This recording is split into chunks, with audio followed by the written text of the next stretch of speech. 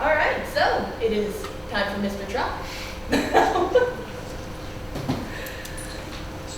Thank you.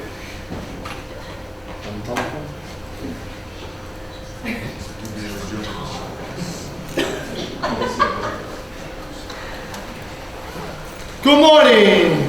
Good morning. Good, nice. So the first thing I want to tell you about, because many people ask me about cake.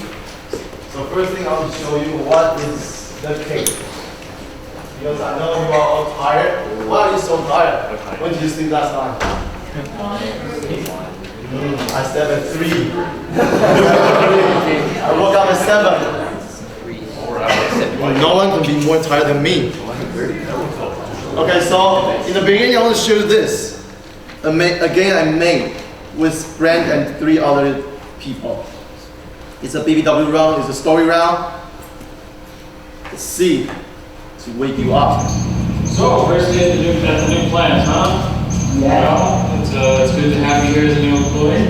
I see HR has already shown you the cafeteria and everything. So why don't you have a seat and I'll show you your controls. So you can see Ken has 3 screens. This is another screen at the left. On the right. And then in front you have a big screen, on the left you have another big screen. So it's a big screen. And there's a platform here that will Don't ever shut that unless you absolutely have to. Once it's shut, and we made this table. We just went to woodshop and made this table, made this buttons. And in the front connect to vacuum. Terry and Gina, 2 of our superstar scientists. Yeah. Going down to the reactor right now. Oh, and they're also there on the map, so why don't you guide them down there by opening the doors? Okay, so how does this work? This red. Yellow like any other door? Yeah, yellow opens yellow, blue one opens the blue doors, orange one opens orange doors, and the big red one shuts the containment door.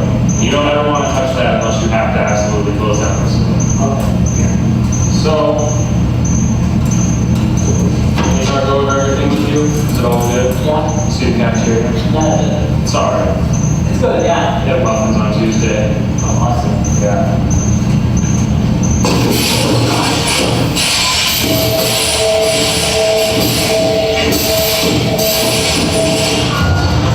We just had an earthquake. I have to evacuate the facility. Chuck and Gene are still down there. You can save them. But whatever happens, shut the containment door before the radiation gets out.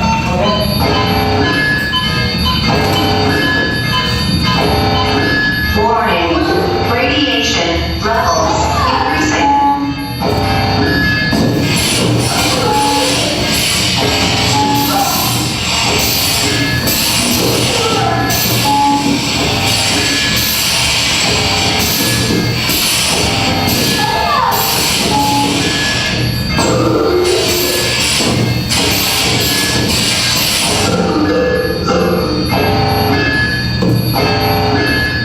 Warning, radiation levels critical.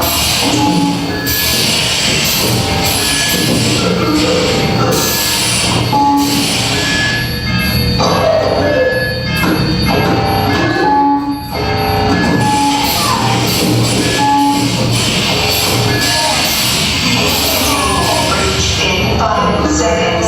5, Shut the 4, containment door! 3.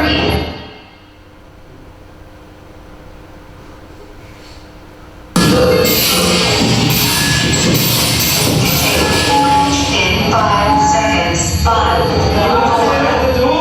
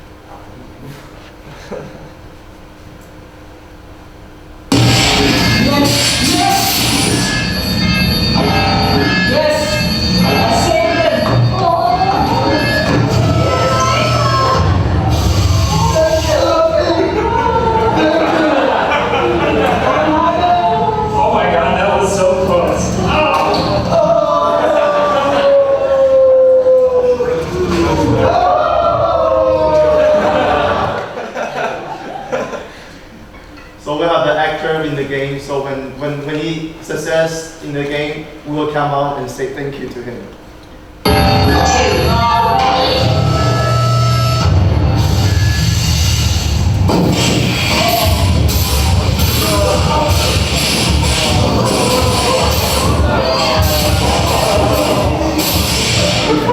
I have to do it.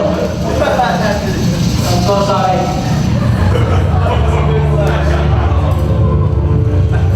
So we record the video first and put it into the game scene. So you see it's kind of real, the game, live game element, real the live action. Okay, so that's the game.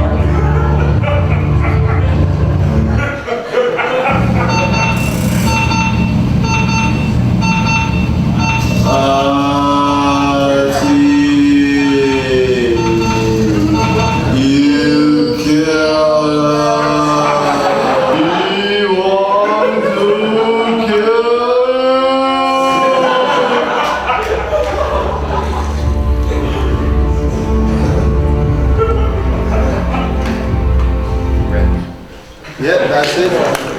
Did I wake you up? Alright, so this is cave. So we are going to have, like yesterday, we give you demos and we will show you how can you do in the cave. Okay, so today I'm going to talk about balancing. But balance for what? In game. Balance for what? Fairness is good. What else? Balance for what? If the game is too long, you have to balance with some animation, some kind of thing like what we just did. If it's too short, feel not satisfied.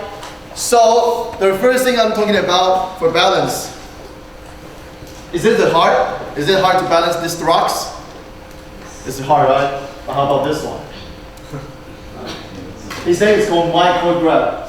He's really good at balancing. Let me show you something. Let me show you his portfolio. He loves to balance rocks.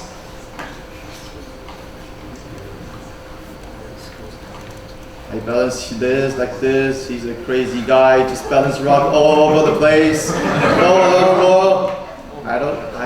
don't get it. But you know, but balance is really important. But balance is hard. So I'm going to tell you about some balancing type.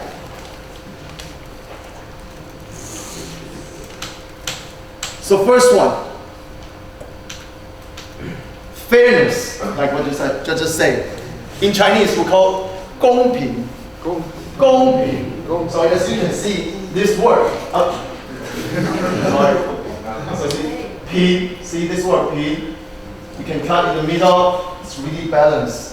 So you know the Mandarin is really magical, not like English. Thank you.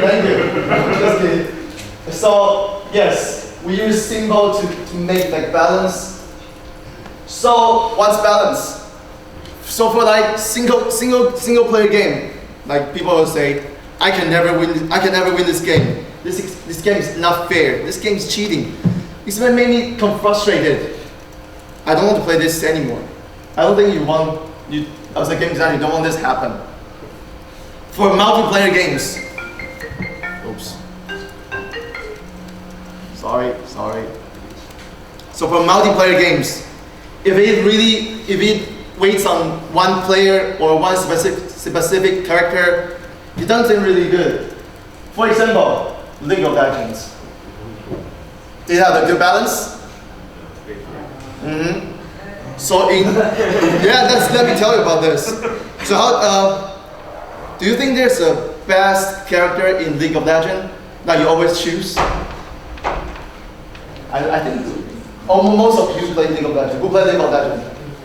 Yeah, many people play. So is there a best character you always choose then? Yes? But is that the best that you can always kill everyone? You can kill everyone? Some, not, if you're good enough, yes, if you're good enough, you know how to use it. So I'm not really good at League of Legends, so I want to know what's the best character in League of Legends. So I search online. So I type best character in League of Legends. And do you know what it showed? No, I didn't see that. I don't know what's that. I didn't see that. So I only see the best, maybe the best range character or the best melee combat character. And people are still debating about this. This is the best range character. This is the best melee character. This is the best magic character. So you cannot find the best character because it has a good balance in this game. So that means it has a good fairness, and that's why they have so many online players, and that's why they make so many money. Right? Okay. And in balancing game, in fairness, there are two types of game. One is symmetrical games, and one is asymmetrical games. For symmetrical games, like chess and Chinese chess. If you don't know what's this is Chinese chess. This is American English chess. I don't know. Chess. Okay. So do you think this is fair?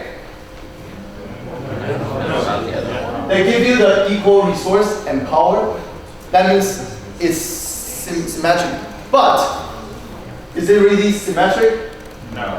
Why? Yeah, one goes first. One goes first. Yes. So you take turns to make it balanced, to make it symmetric. Okay, so asymmetrical games, League of Legends. No, not every character has the same power and same resource. They have different power and different resource. So why should we make? What do we want a symmetrical game? I'll tell you some reason. Yes. It's challenging. There's one reason. Anyone else? There's variation. Yeah, variation. It makes you feel fun about this game. So it's not just only one player. Everyone play the same character. That's not fun. So I'll tell you some reason about why you want a symmetrical game. To simulate a real world situation. Now, if you are going to simulate a battle like World War II, a symmetrical game doesn't make sense, right? Because the real world battle is not symmetrical. To give players another way to explore the game. Now, you want to play the game more. You want to explore the possibility of the game. The same game with different powers, with different forces. So you will choose different character to play this game. For example, like fighting game, like Super Smash Brothers. I think there are maybe 30 characters. So if you choose this one and another one, you have a different combination. So 30 times 30, there are 900 combinations of this game. So you can play with different strategy and different power, different resource to play this game. So player can have more fun on this game. Personalization. So anyone have any experience in personalization? Yes? Like? The style of my clothing. Yes, yeah. I like NBA, I like basketball. So I play NBA 2K sport. So in the beginning they want to make your face. Like you want to be a black, be a yellow, be a white, be tall, be short, be fat, be fat, be thick, be slender. So the different type of outlook can make you different type of player. So or you can make it a 3-point shot player. You can make the player really good at dunk, like different type. So you can enjoy the different fun of the game. To level the playing field, like Pac-Man. If you only have one ghost in the game, is that fair? Is that fun? Just either what's that called? Candy, cookie, cherry. Yeah, cherry. Okay, cherry. And only one ghost is chasing you, so it's too easy. You have to give computer control enemies a chance to defeat the player. So that's why they make 4 ghosts. So it's fair. On the other hand, as a designer, you have to design a game now with different levels. For different players with different levels. So maybe, are you good at League of Legends? Are you good at League of Legends? Okay, are you good at League of Legends? Oh, yeah. Who is good at League of Legends? Okay, Michael is good at. He is good at. So do you want to fight him? So that's why we don't want you to fight, or he will feel boring really quick. He will feel frustrated really quick. So we make different room, we make different server. You can play in different server. That's why we level the playing field.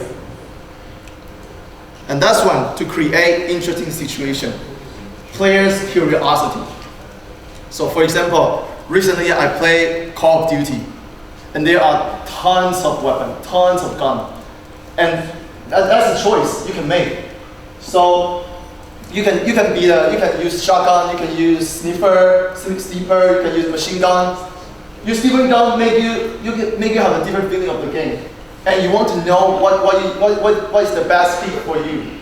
So in the beginning I use the AK-47. But my shooting is not that accurate. I just cannot aim at the right person. And as I found, okay, shotgun is my best pick because I run fast in the game, so I can. I don't need to focus. Just get close and I can kill you. So shotgun. So make a curiosity about what weapon is best for you, what character is best for you. All right. So let me give you an example of asymmetrical games.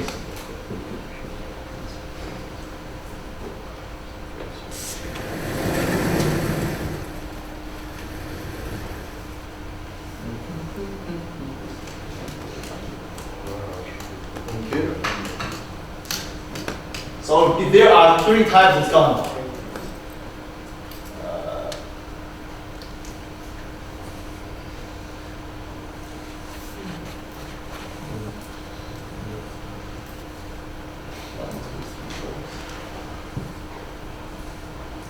So in the beginning, like if we set as low as 1, medium as 2, high as 3, it will be equal to 1, 2, 3, 3, 1. 3, 1, 2. What's the total? 7. What's the total? 6. What's the total? 6. Is it balanced? Is there balance? No, right? So we have to change it. We have to change the different number to make it balance. How about we make? How do we change? Is it?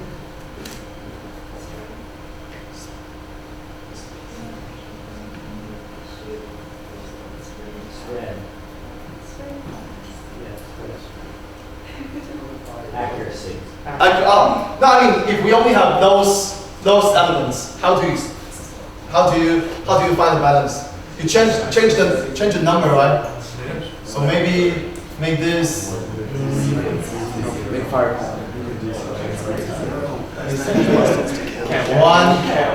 1. Make medium into 3. Make high into 4. And make this high into 2, because there's only high and low, right? So how about this now? 7. 5.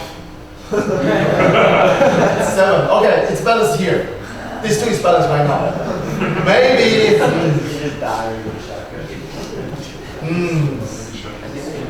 Running speed. What? Running speed.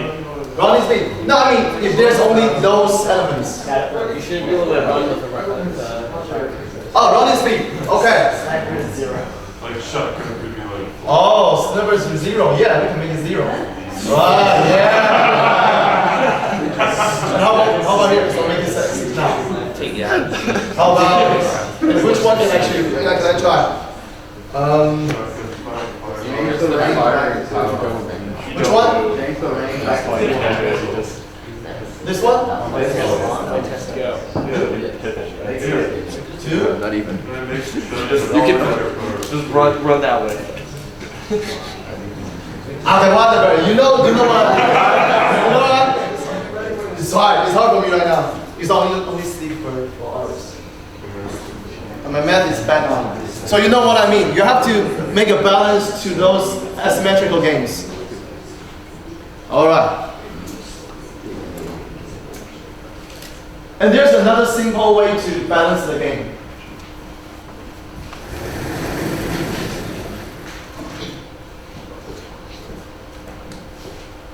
Is rock, scissors, paper balance? Why?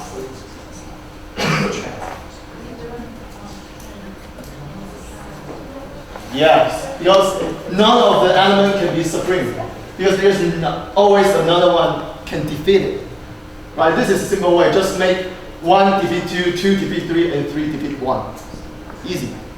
This is another way. But is it fun? No, it's not fun. We won't play rock, scissors, paper whole day, right? Okay. Like, boring, right? It's boring. We only use it on purpose when we need to decide something. So there's a balance type 2, challenge versus success. What's this? Tell me what's this?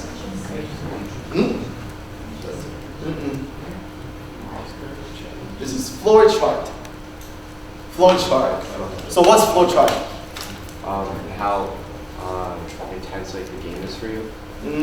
Like become harder when you get more skill. Yeah, so increase difficulty with each success. Then the players get through easy part first. That player choose the difficulty level. So if you want to know this, playtest with very early players become really important. How do you feel about playtests on Monday and Tuesday? How do you feel about it?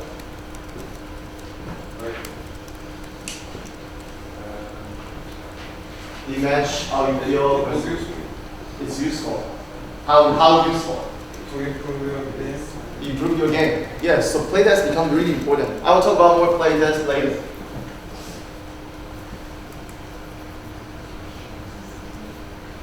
Balance type 3, meaningful choices. So Michael Matthias is a famous interactive story designer. He points out that if players have more choices than their desires, they feel confused, they feel lost. When you have too many things that in front of you, you don't know which one to choose. I want to choose Stephen, or I want to choose Oliver, I want to choose Mei-Ling, I don't know which one to choose. If there's 60 people. So that's why I always feel frustrated to remember your name. I'm trying, okay? And the choice is less than desired. You're frustrated. Okay, I only have Steven to choose. I only can play this player. I don't want to play this game anymore. If I can. No offense. Just because I only have you.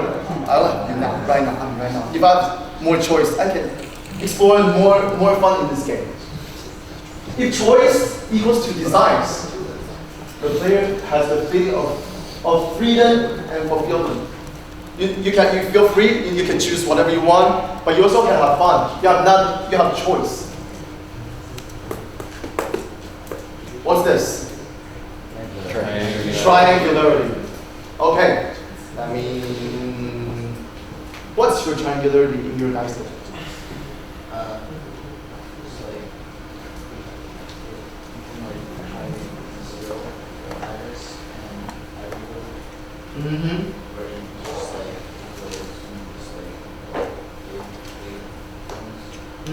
Okay. High risk, high reward, low.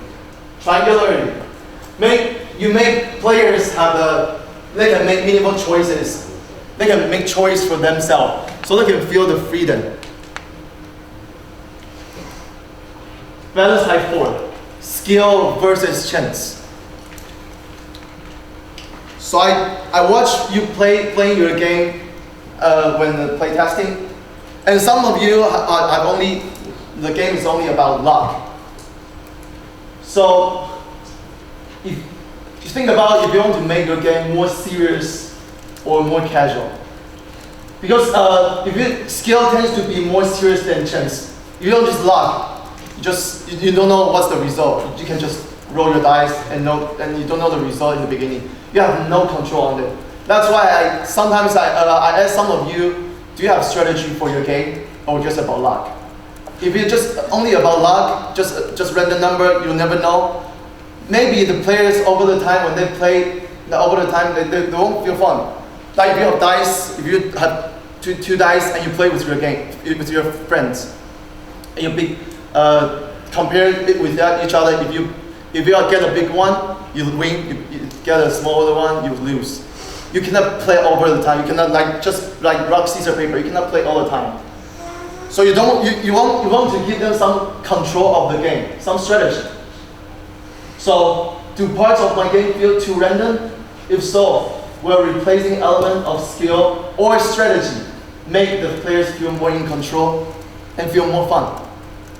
So that's why I asked you to make the dice game to know about the strategy behind it.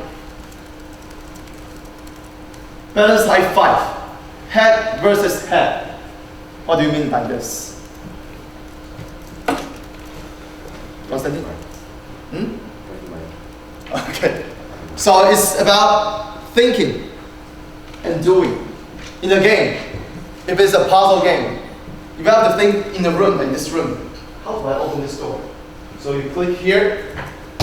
No, that door is not opening. If you tap in, no, that door is not opening.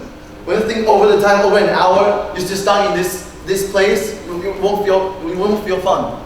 So you have to balance the thinking part in the game and the doing part, the physical activities. When they can fight. If this game is only puzzle game, just thinking all the time, you'll feel bored really fast. So you have to make it doing something in the same time to balance think and do. Competition versus cooperation. Give me an example of a game that's competition. Counter-Strike. Counter-Strike, you fight each other. But does it have a cooperation? It does. It does. Yes, sometimes a game can be including competition and cooperation in the same time. So you have to balance between these two elements. Balance type 7. Short versus long. So how can you you don't know the game, how your game look like, how you can play, how long you can play your game. So you have to play test and see. You have to control the length of your game. If it's too long, maybe player will feel bored. If it's too short, maybe they don't feel satisfied. They feel no satisfaction. Balance type 8. Reward. The first reward, praise. You pass the game. Good job. Good job. Praise. Points. The most common one. You see all points all over the place. You get points. You kill the enemy. You get points.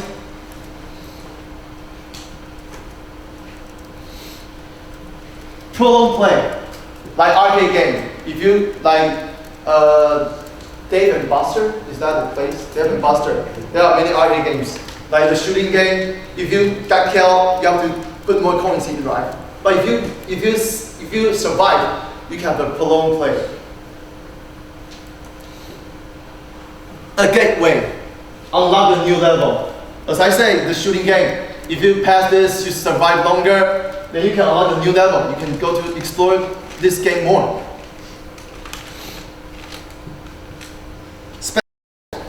Music. Da-da-da-da-da-da. You pass. Like praise. Good job. Da-da-da-da-da. Or the animation. Make animation video. Oh, this looks cool. I pass it. Kill it. Or like the bowling. The bowling, have you ever tried bowling? Yeah. When you got triple strike, what do you get? Turkey! Yes, turkey, that's the animation, even though it's a bad animation.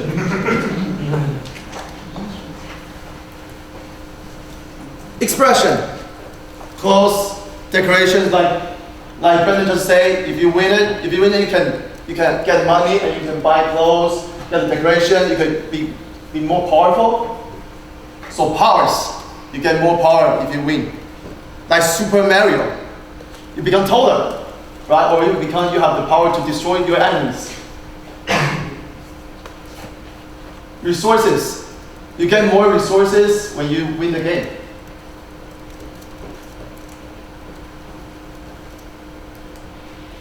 Punishment. Shaming. Boo! You lose the game. Shaming. Loss of the point. Shorten play. Terminated the play. Game over. Game over. Setback. Last checkpoint. Oh, I have a bad experience in this one. So in Bloodborne, the Bloodborne is really, really hard. And after you play 2 hours and you die, oh my god, you have to go back to 2 hours before, right? Right, Drew? Oh my god. But some people just like to suffer this kind of pain. I don't know why. They just like, so they have to play carefully. And but when you got to another checkpoint, you feel satisfied, right? Hi, Jonathan. Hi, Jonathan. Hey. Removal of powers and resource depletion. Balance type 10. Freedom versus control experience. Games are interactive, and the point of interactivity is to give the player control of freedom over the experience. So as I said 30 seconds ago, so you give players freedom, then they will feel more, and they can make control in the game. They will feel more fun. So there's a really important thing called indirect control. I will talk about it more later. What is indirect control? To give players the feeling of freedom. For example, what's the difference between these two questions? Liam? Am I right, Liam? Yeah. For the first question, you can pick any number that you can think of, so there's an infinite number of choices. But then for the second one, there's only 2 choices that you have. So in the first one, you have control over what number you want to pick, but in the second one, you just have 3 options. Okay, but you still have the freedom in the second one, right? Yes. You have freedom, you can choose. So in the first one, you have thousands, millions, trillions of different answers. The second one, you only have 3 choices, but still, the players have the freedom.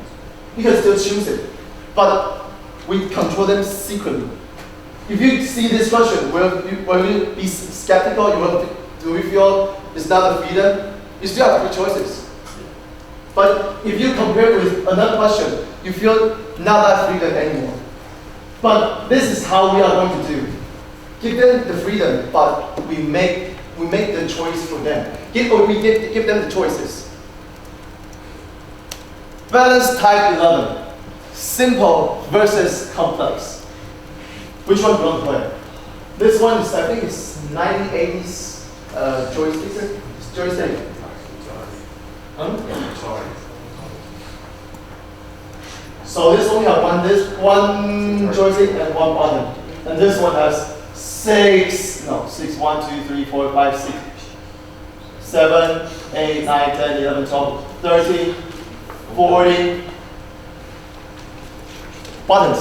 So you have maybe sometimes, like as I say, if you give them too many choices, more than their desire, they feel confused. So you have balance. Do I need a simple interface or a complicated interface? Will they understand this complicated interface? You have to balance these 2. Or maybe 3 or 4 is the good one. Depends on what your game type is.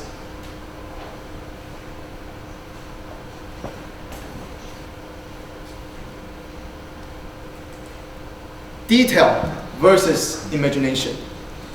Players have rich, detailed imagination. If there is something you need to present that is of lower quality than your players will be able to imagine. Don't do it. Let the imagination do the work, do the heavy lifting. So this is about art. So in the art, you can decide some. Now there are many like pixel art games really famous. It's really fun, or like low polygon games. You still can get fun like from there. So if the player can use their imagination to get it, you don't need to do that. You don't need to pay a lot of money to do that. To pay the high-level artists to do that. So this is another balance. So this is the 12 types of balance. 12 types of balance. Fairness, challenge, choices, skill versus chance, think and do, mental versus physical, cooperation, time, short or long. You want to make your game short or long. Rewards, you want to just good job or give it something useful. Freedom, indirect control, complexity, and detail. But what is the most important balance?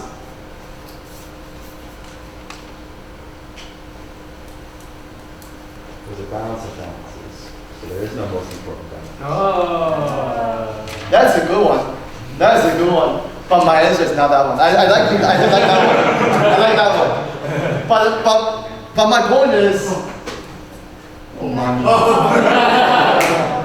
You got it? You got it? Yeah, you knew it. So you have to balance with spending and earning. So if your game, you have to make the game in a long time. You will be more spending as the usual. So you balance these two. If you want to know more, I will talk about this in the future. Spending versus earning. Okay, let's talk about indirect control. What's indirect control?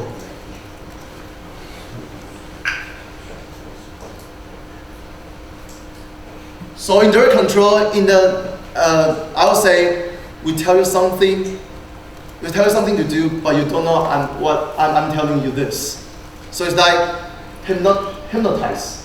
Is that right? Hypnotize. Is that the right word? Yeah. Hypnotize. Yeah.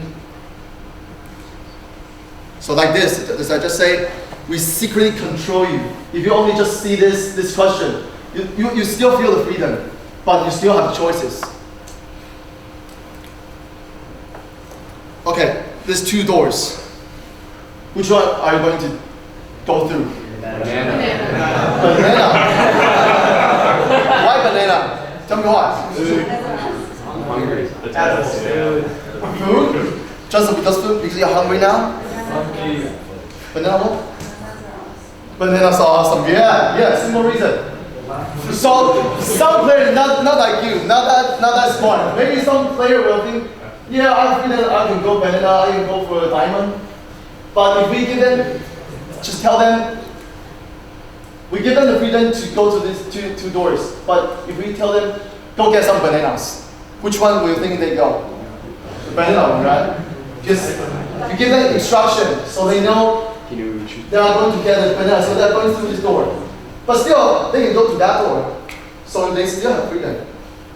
But we secretly control them. Tell them, okay, get a banana. You can not listen to me, but they will listen to you sometimes. Do you know what's this? Yes. Fly. Big fly. Fly. Oh. So maybe girls don't know this. Check. Tell them what's this.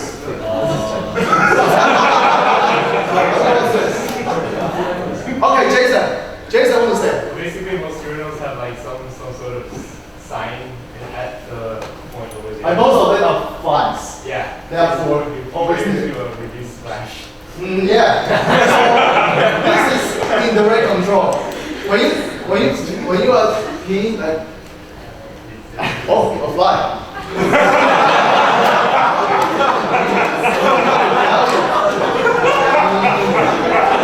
So you indirect control to end at that fly. So, and I found this really interesting picture.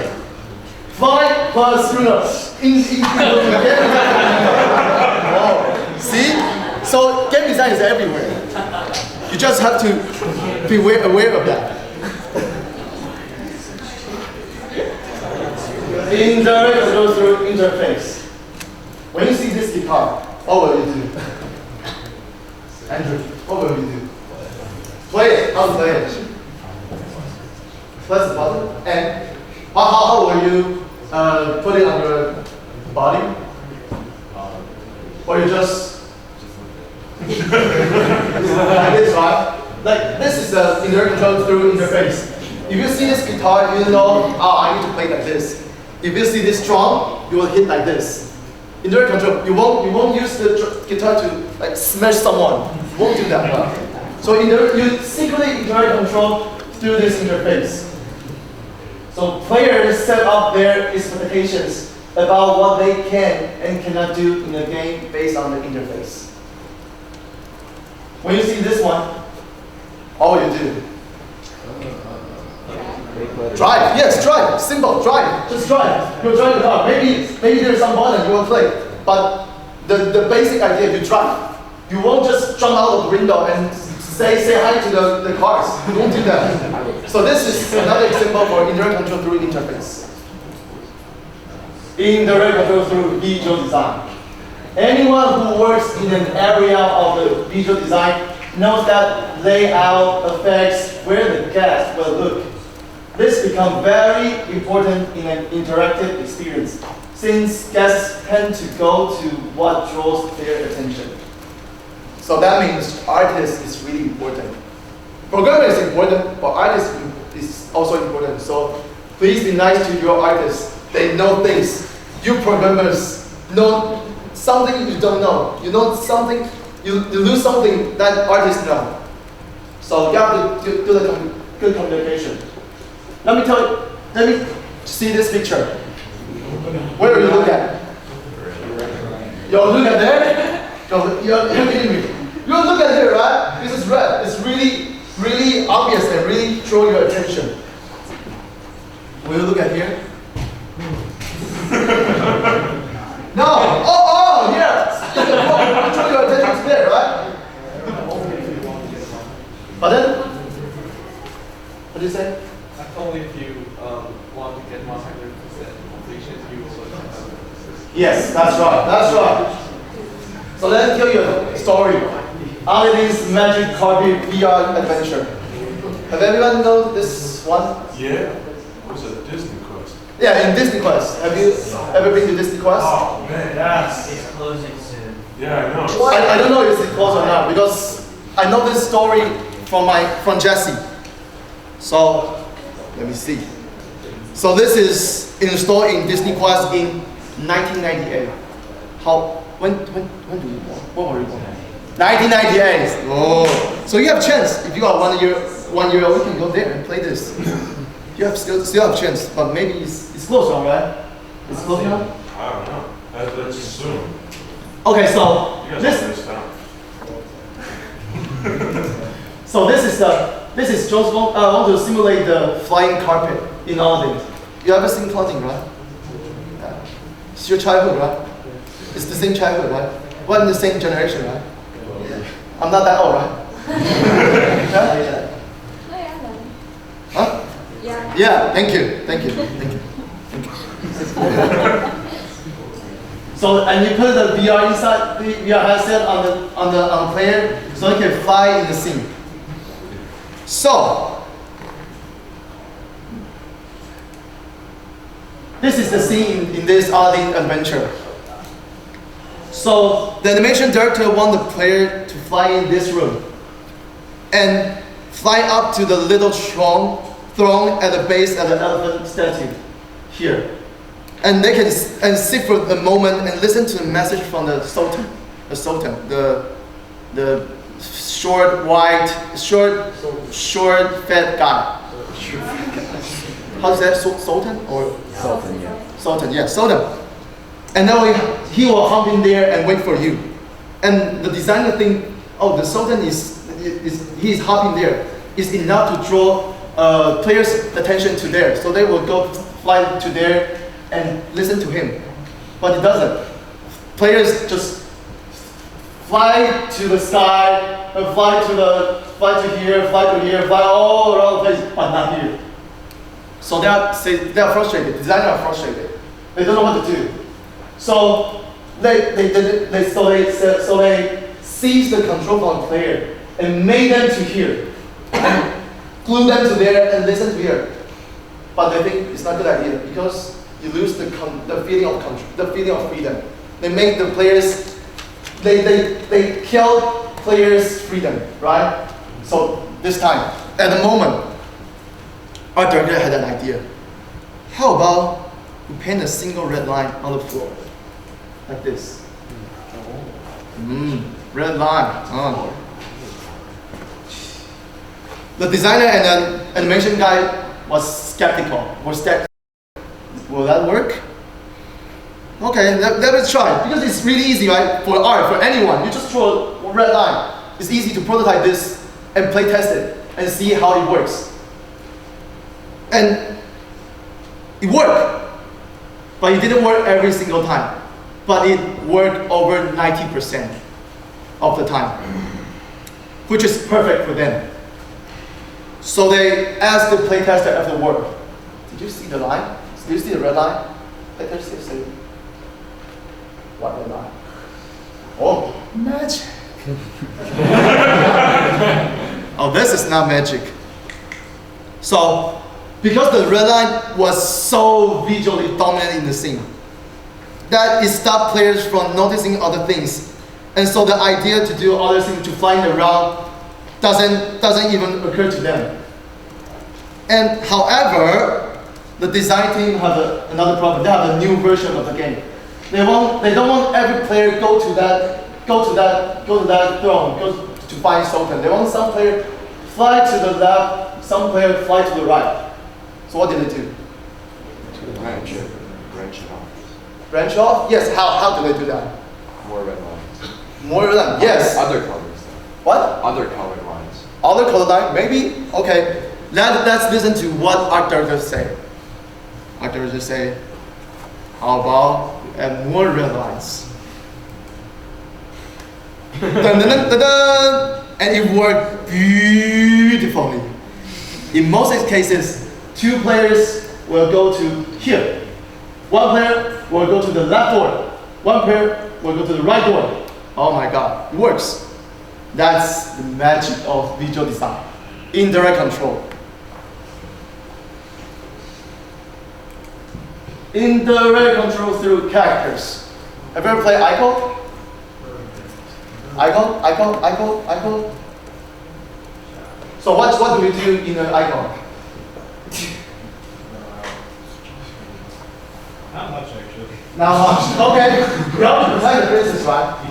Protect the princess from the evil to grab her away. So in Ico, your goal is to protect a princess who travel with you. The designers have a very clever timer mechanism in the game. Evil spirits appear if you stay too long. They will grab the princess away.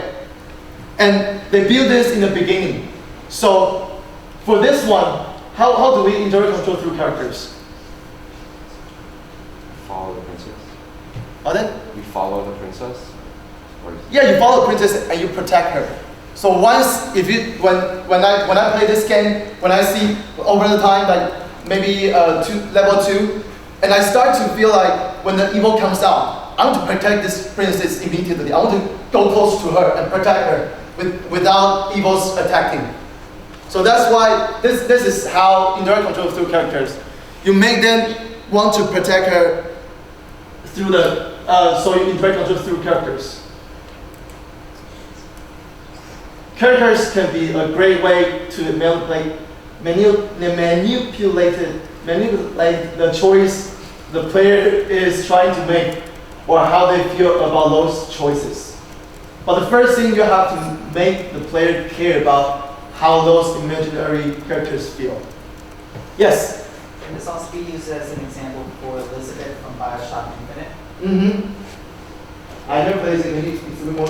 So you're pretty much trying to protect her and figure through the place, and she's with you throughout the entire game. And it's really good how they use her in the same way. And you can't, did anybody not play the game? It's like, oh well. Who played the game? So you know this kind. She is kind of directing you. So, Yeah. So give you ideas to protect you. What is? More than you think. Yeah, more than you think. Yes. So they secret control you. They secret control you in the game. Indirect control through music.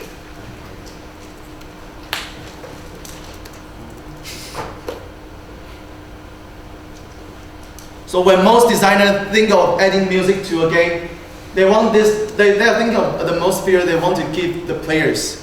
So they will find music that match to this atmosphere. So let me tell you a story. So restaurants play music, right? Most of restaurants play music. So during the lunchtime, some restaurants will play fast music. Because fast music make you eat faster. Make you faster. So when you eat faster, they can change to another customer real quick. Because the lunchtime is only like 1 hour, maybe 12 to 1. So you change, they play fast music. So make you eat faster, and then change faster, and they make more money. Right? Money. But when the tea time, around afternoon, there are only a few customers. But if there's only a few customers, that means maybe this is the bad restaurant. So they play slow music to keep you there. You want to get an extra coffee or to get an extra dessert to stay there longer. So it seems like, okay, this restaurant is good because there are many people in this restaurant. So if this works for you, it works in game. So if you want to make player look around for something hidden, maybe a slow music, so they can wander in here and see where's the treasure. You want to destroy everything possible. Play the fast music. Then you can kill. Just want to kill,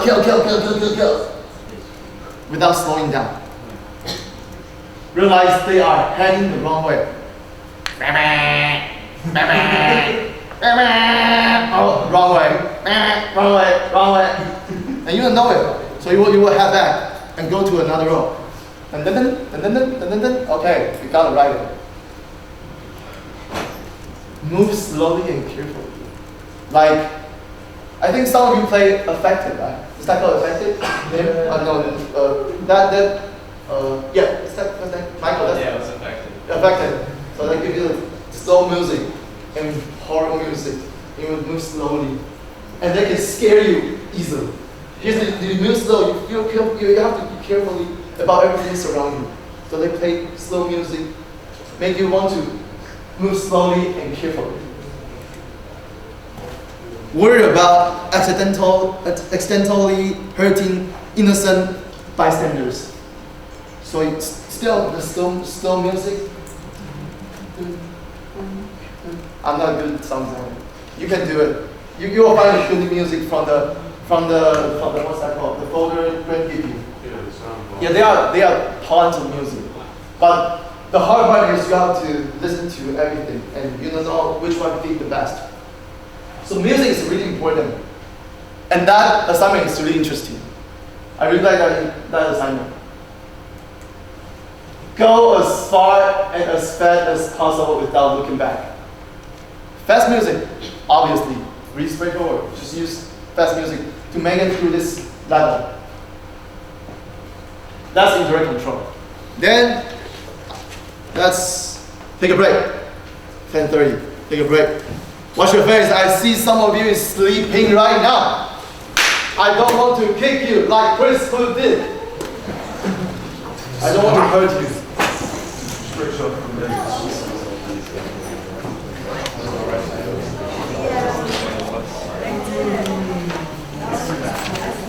Stretch more, stretch more. Don't sit in your chair. You are welcome to stand on your chair if you want a better view of the class.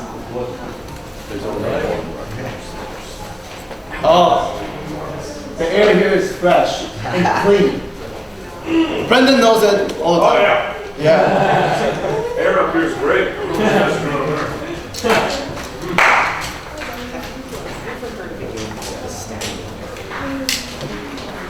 Let me search. Very, very interesting. So, Ah. it's like an experiment giving. How to spell it? Can you type it for me? Yeah, sure. Feels better now? Yeah, considerably. Thank you. No problem. Chuck, I'm gonna go get some more. Okay. It's as though you took something like Mass Effect and it was set in an office and then gave the character unlimited choices. And that's literally the whole point is choices. Okay. And giving the player. So how do you play it?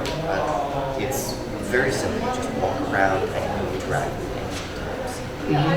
Most of how you decide this is just by walking. It's just interesting because it's as opposed to something like giving the player the illusion of control.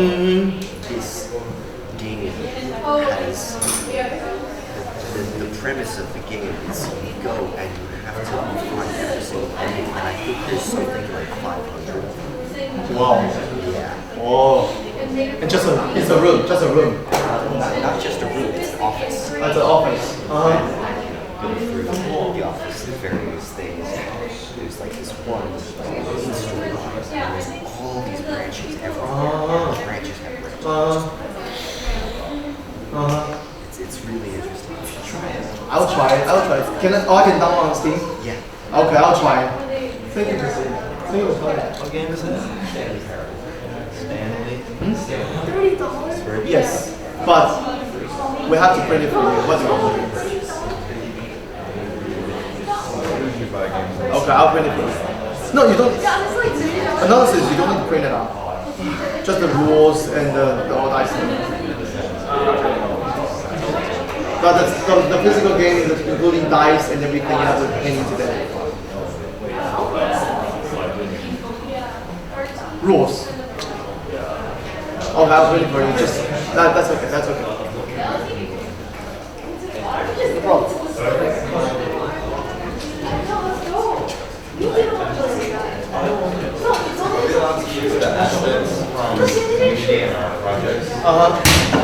Yeah, you are allowed to just create an account.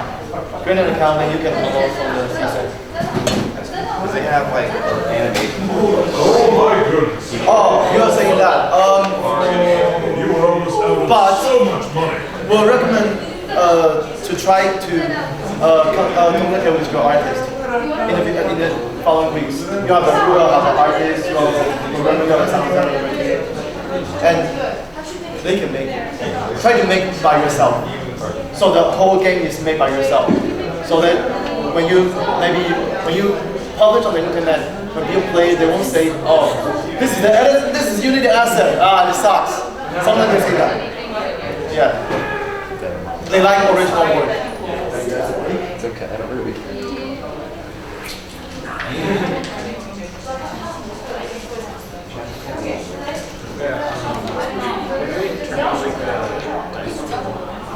Why not? Thanks for reminding me.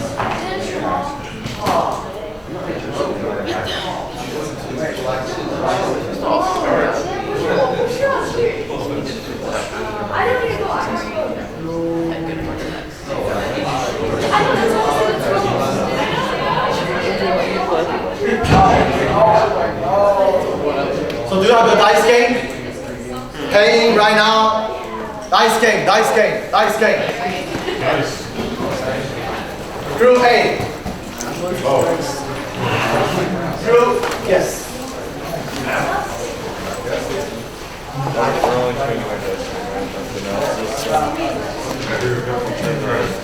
Yeah, people announce. A, B, C. Nice games. B. Yeah, you're on the right. B, A. Yeah, just drop a little bit, put it, fold it into there. No, analysis, you upload on just the whole game of a whole dice game. That would be fine. That would be fine. I have dice. The dice will be fine.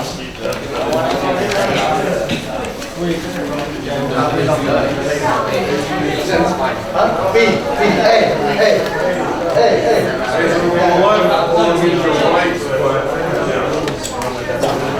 Okay. Oh, I didn't like it.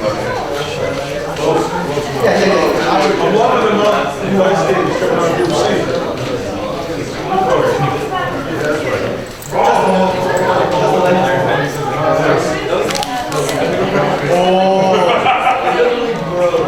Oh, okay.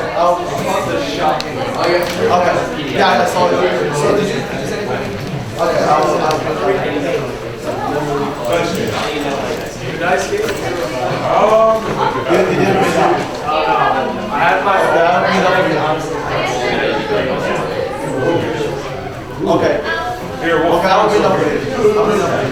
Is there any other element you have?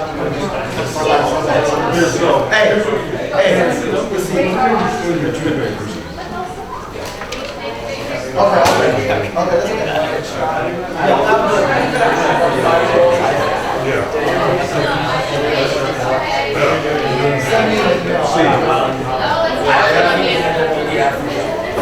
because I can't. supposed to be for like the left guys.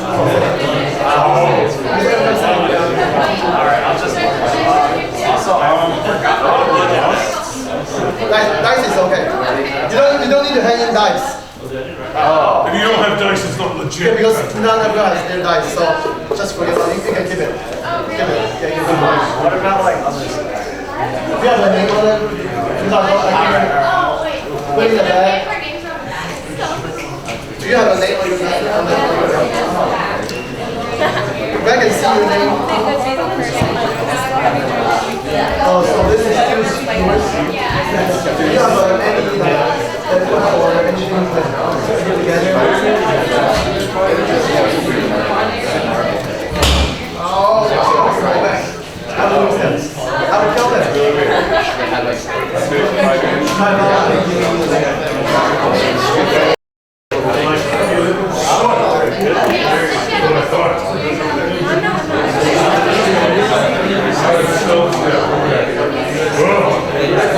We don't have to have the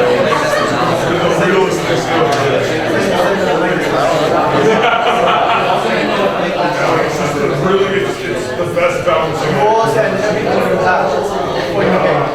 Except analysis.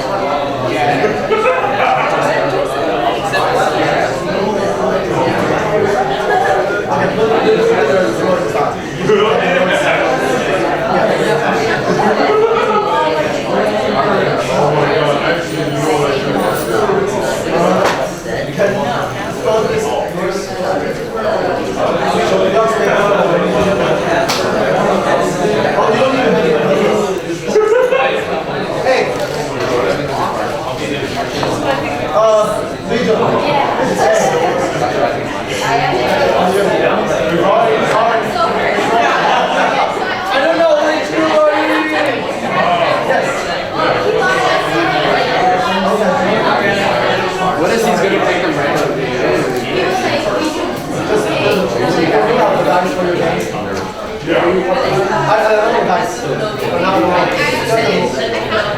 Nice, you got the best students. Thank you.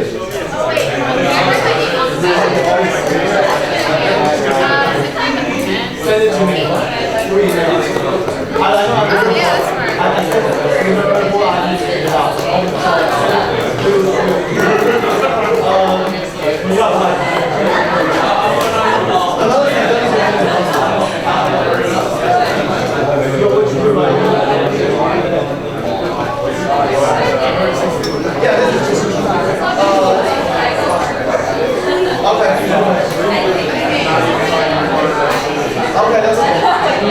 You're nice to me. This one is not this is the marker, so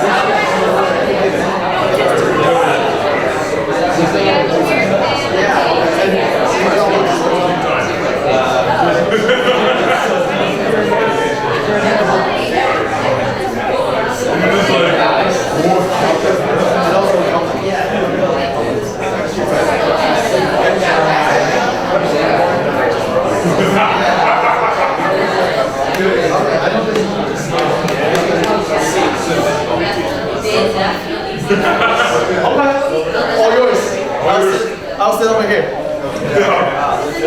Take a seat, have a microphone. He's gonna teach you the class, guys.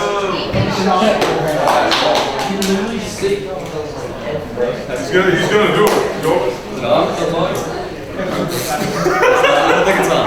I'm just gonna project. I'm just gonna pretend. Everybody shut up.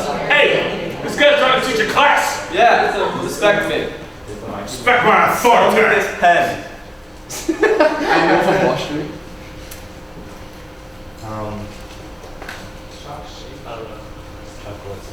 What's your name on this paper? Oh, you need this pen, don't you? Oh yeah. I'll sell it to you for $2. Okay. Very good. So congratulations. And that's the basics of making a game. Yes, that's You have to get people to do what you want. Mm-hmm. He took away my pen and then tried to sell it back to me. And therefore, I needed the pen to write my name down, and that's basically the basic core mechanics in every game since Mario. Because Mario runs and jumps, and they stole his princess. And you know, basically, if you tie it all together, you can see that playtests matter.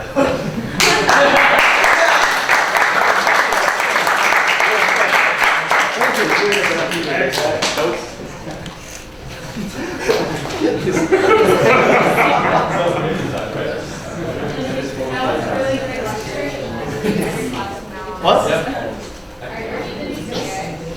Yeah, that's a good story. I've heard many times. Good story, right? That's a good story. That's a really good story. It's a... Okay. Can you close that door for me? Thank you, John. I forgot your name. Mark. Sorry, Mark. Thank you, Mark. All right. So playtest.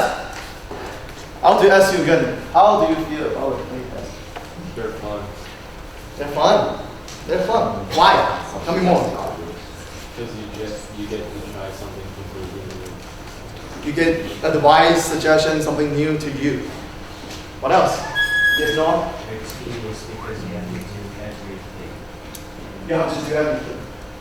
Mm-hmm. And? It takes forever and like going to get everything Over and over again. So that's why you need to change things in your game and try it again and see if it works. Lloyd? You can see like player strategies that you didn't really think of. Mm-hmm. You find something you don't know. Yep. Right. Yes? If there's no playtest, there will be a Yes. You'll be sorry if you do the long playtest.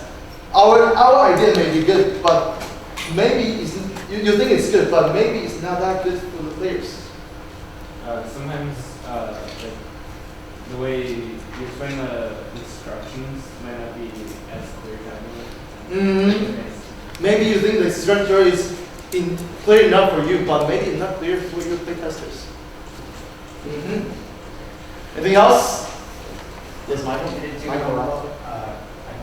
Yeah, Michael. I only can remember Michael. I'm sorry. I know there's four Michaels. Michael, okay. You gotta do one of the most fun things to do in gaming. You gotta break the game. Break the Do game. everything you can. Mm-hmm. Break it. Sometimes you have to kill your baby.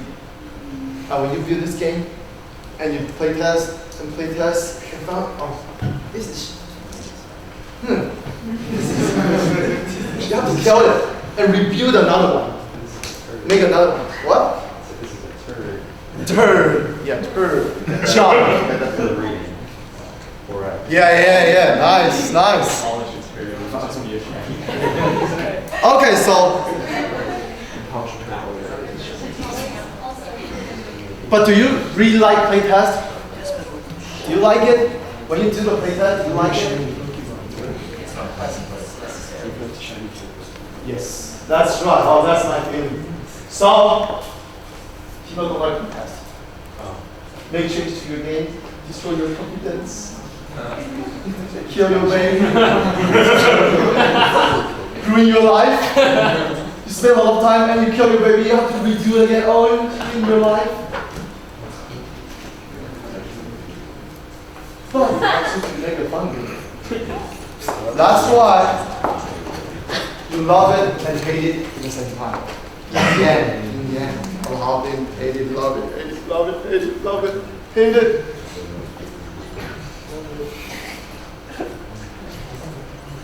So,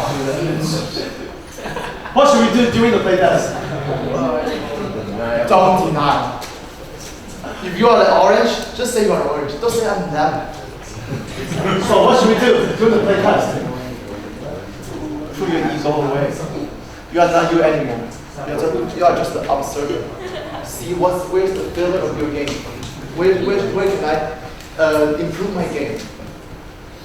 Don't be defensive. Okay, yes, that's right. Don't say, no, that's not true, no. Yes, say yes. Say yes, yes and yes. Yes and. You learn it from improv? Yes and, yes and.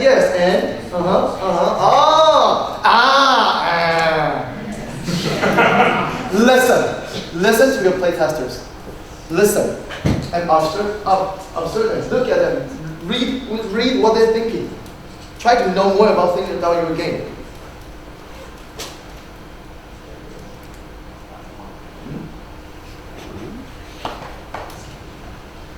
Like this banana. Like just a lemon. Same idea. Don't deny. Listen. You are a banana. You are a banana. You're not an apple. You are a banana? Who's the banana? I'm a banana! Is that a slogan for anything? I don't know something that you Okay. Oh no. So first playtest question. Why? Do men and women play my game differently? Do kids like my game better than adults? Do players understand how to play? Do players want to play the same time, the third time, the 20 time, 100 time? Why? Why they want to play this? Why women and men play my game differently? Why? Not just a yes and no question. You have to ask why. Do players feel the game is fair? Is there balance? Are players ever bored, confused, frustrated? Or is there any dominant strategy or loopholes? Now you find some strategy that you cannot find before you play test. And you find some playtest, find their strategy to play your game. Right, Zoe? Just say that. Does the game have hidden bugs? I didn't see. We're blind when we design a game. Unless you do the playtest, you will find the bad thing in your game. What strategy do players find on their own? Which part of the game are most fun? Which part of the game are least fun? Do they follow the interest curve? Should A button or B button be used for jumping or other buttons? Which one is the best for jumping? Is that level too long? Should we make it shorter? Is that buzzer too hard? So, the first question you ask yourself, why are we having this playtest? What question you want to be answered from this playtest? Like which one is the best button for jumping? A button or B button? So you make A group use A button, B group use B button. Then see if they jump perfectly or which group jump that they don't know how to jump. It's not easy for them. You play test and you'll know it.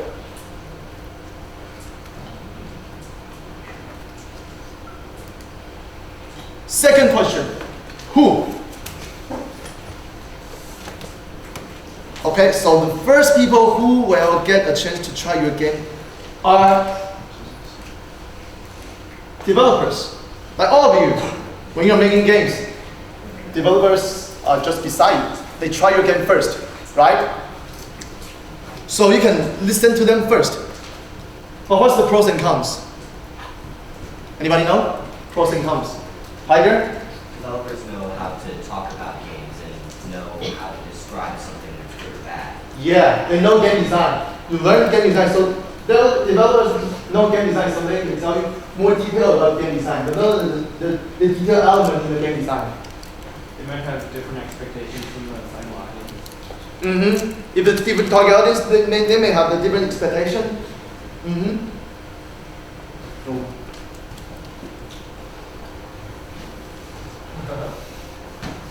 Blocking my way.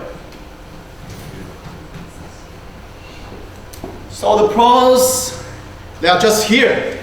They are just right here. So they can try you again tons of times. You can just ask them to try, and for a long time, and they will give you a meaningful feedback. That just Tiger say, meaningful feedback. They know what we want. They know what we want to listen to. But what's the cons? They have the intimate knowledge of the game, and you want to get the feedback from someone who's never played the game. Yeah, they are not the real player, maybe. Yeah, kind of similar to that. Developers are really your target audience. Yeah, that's right. So cons conclude that they are not too close to the game and closer than any real player ever will be. So they may distort their opinion about the game. They might not be objective because they will put their idea into your game and think, oh, this is good, this is better for your game, this is better for your game. But maybe that is not the best opinion for your game. Second, your friends and families. What's the pros and cons? What's the pros? Jason? Well, it's kind of like a double-edged sword. They will be supportive of you, but cons, they also will always support you. Yeah, cons. They can do the playtest really comfortably. You can just ask them, and they will be willing to help you because they are your friends, they are your families. But cons, maybe they won't be honest with you. Yeah, I was just gonna say like they won't be like as honest with you because they don't want to like hurt your feelings or anything. Hurt your feelings, that's right. They don't hurt your feelings because they are your friend. Their best friend. If I tell you, oh, your game sucks.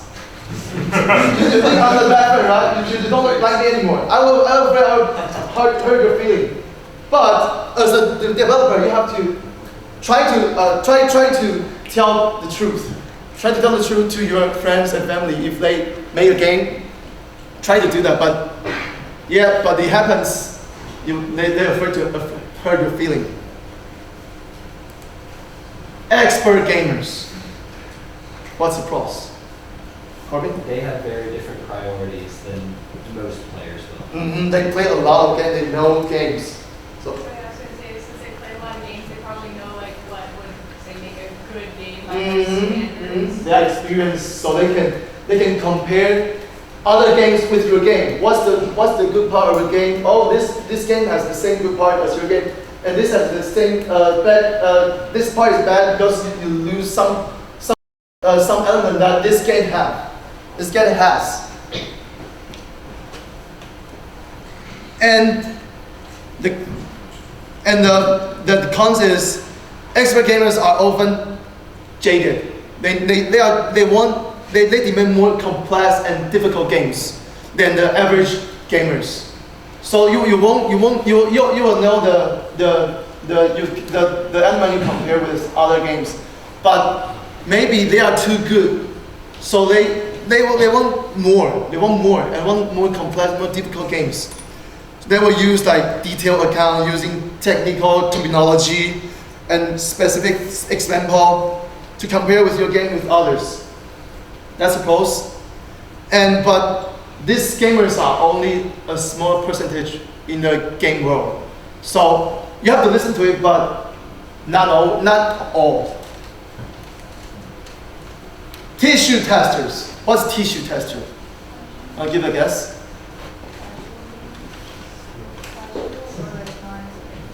Non-experienced, but why tissue testers? Because they cry when they lose. They cry when they lose. They kind of close. Let me show you this. What's your name again? I forgot always. Ian. Ian. Ian. Oh, sorry, Ian. Okay. So pretend this is a tissue. What do you do with tissue? Yes, throw away. That's tissue testers. So you use them once and throw them away. Industry also call them fresh meat because they never they never play your game. They are naive. They know nothing about games. So they with their fresh eyes, they may see something you couldn't see.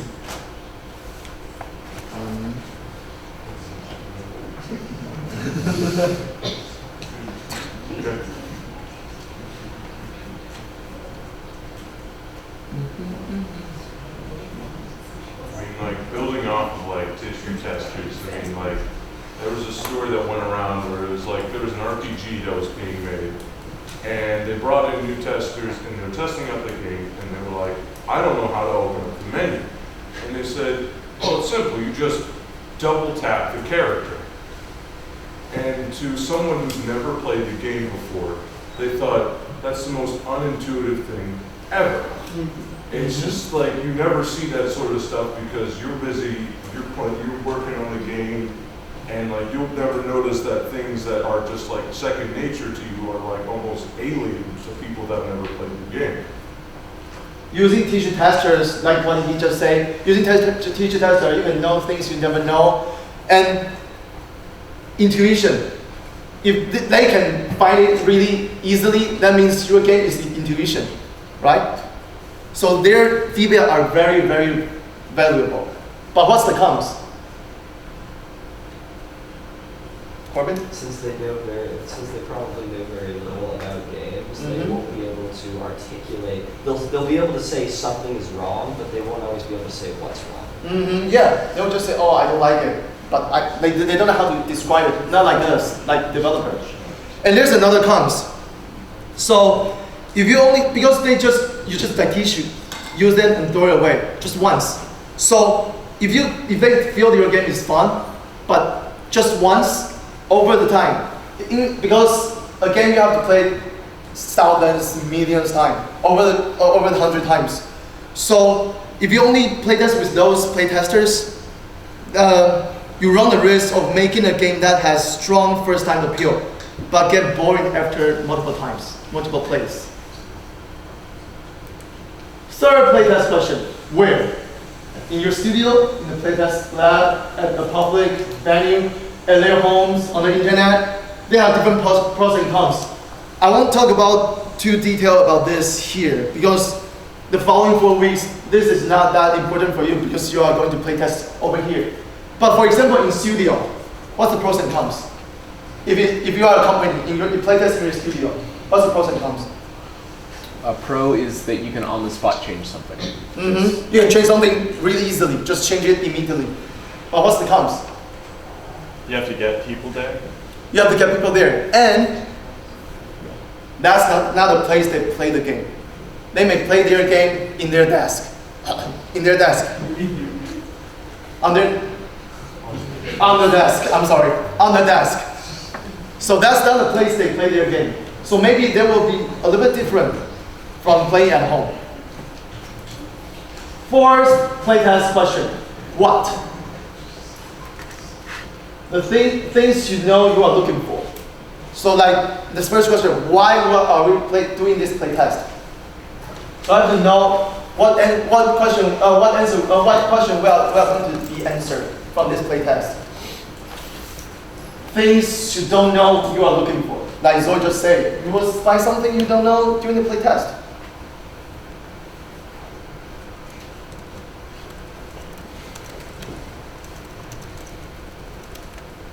How? Your first question. For example, for your first question, should you even be there? Any question? Is there any pros and cons if you be there or not be there? No? It would probably be the testers having trouble really explaining something to them on the spot. Yes, you can explain it immediately. Oh, what's the cons? That's okay. They may feel pressured to give you like an easier answer. Yeah, they may have the pressure when you are just beside. You won't be there when other people play your game. You can explain later. You can explain later. Yeah. The cons are if you're there, you might be able to explain it to them, but a lot of the times you want them to have a blind play test. Yeah, that's right. Blind play test. You want? Take notes. Okay. Watch them play. But if you stand behind a window like CSI, there's a window that's transparent, you can see them, they cannot see you. That's another way. So you can also take note. You might not be able to like see everything you're doing, maybe with your hands. Yeah, not that detail. If you'll be there, you'll see more detail like this. Oh, I can see you have one nose, two eyes, one mouth. Okay, I can see that clear.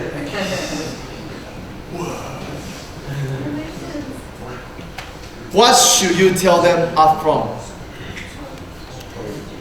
Up front, for example, if you tell the player their goal is to find an evil monster in the beginning, like in the tutorial, your goal is to find an evil monster, then they might, there are possibility that they might start to look for the evil monster in the beginning and lose other detail they need to find to defeat that evil monster. So there are pros and cons to tell them up front.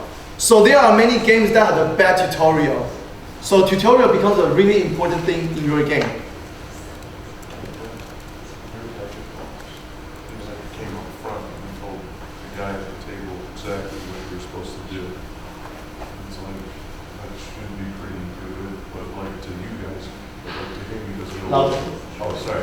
It's pretty intuitive to like those guys when they made their project in the cave, like what each button does, but if you come in, you just see buttons. It's like, oh, what's this button do? Oh, don't touch that button. See, like you need someone to tell you not to touch that button. That's false. It comes that, as I say, tutorials are really important. This is the first expression of your game. So think about if you want to tell them upfront or not. Where do you look? In many playtests, designer will look at where the playtests are looking. But I prefer, like when I'm talking, I will look at you, how you feel, how you feel sleepy, your emotion. We want to see. So I will glance, like in the game, I'll glance at the screen, at the gameplay, and look at this playtester. His emotion, is how you look. Does he feel confused, or feel frustrated, or feel happy with this gameplay? So where do you look? It's an important question. What data should I collect after? There's another one.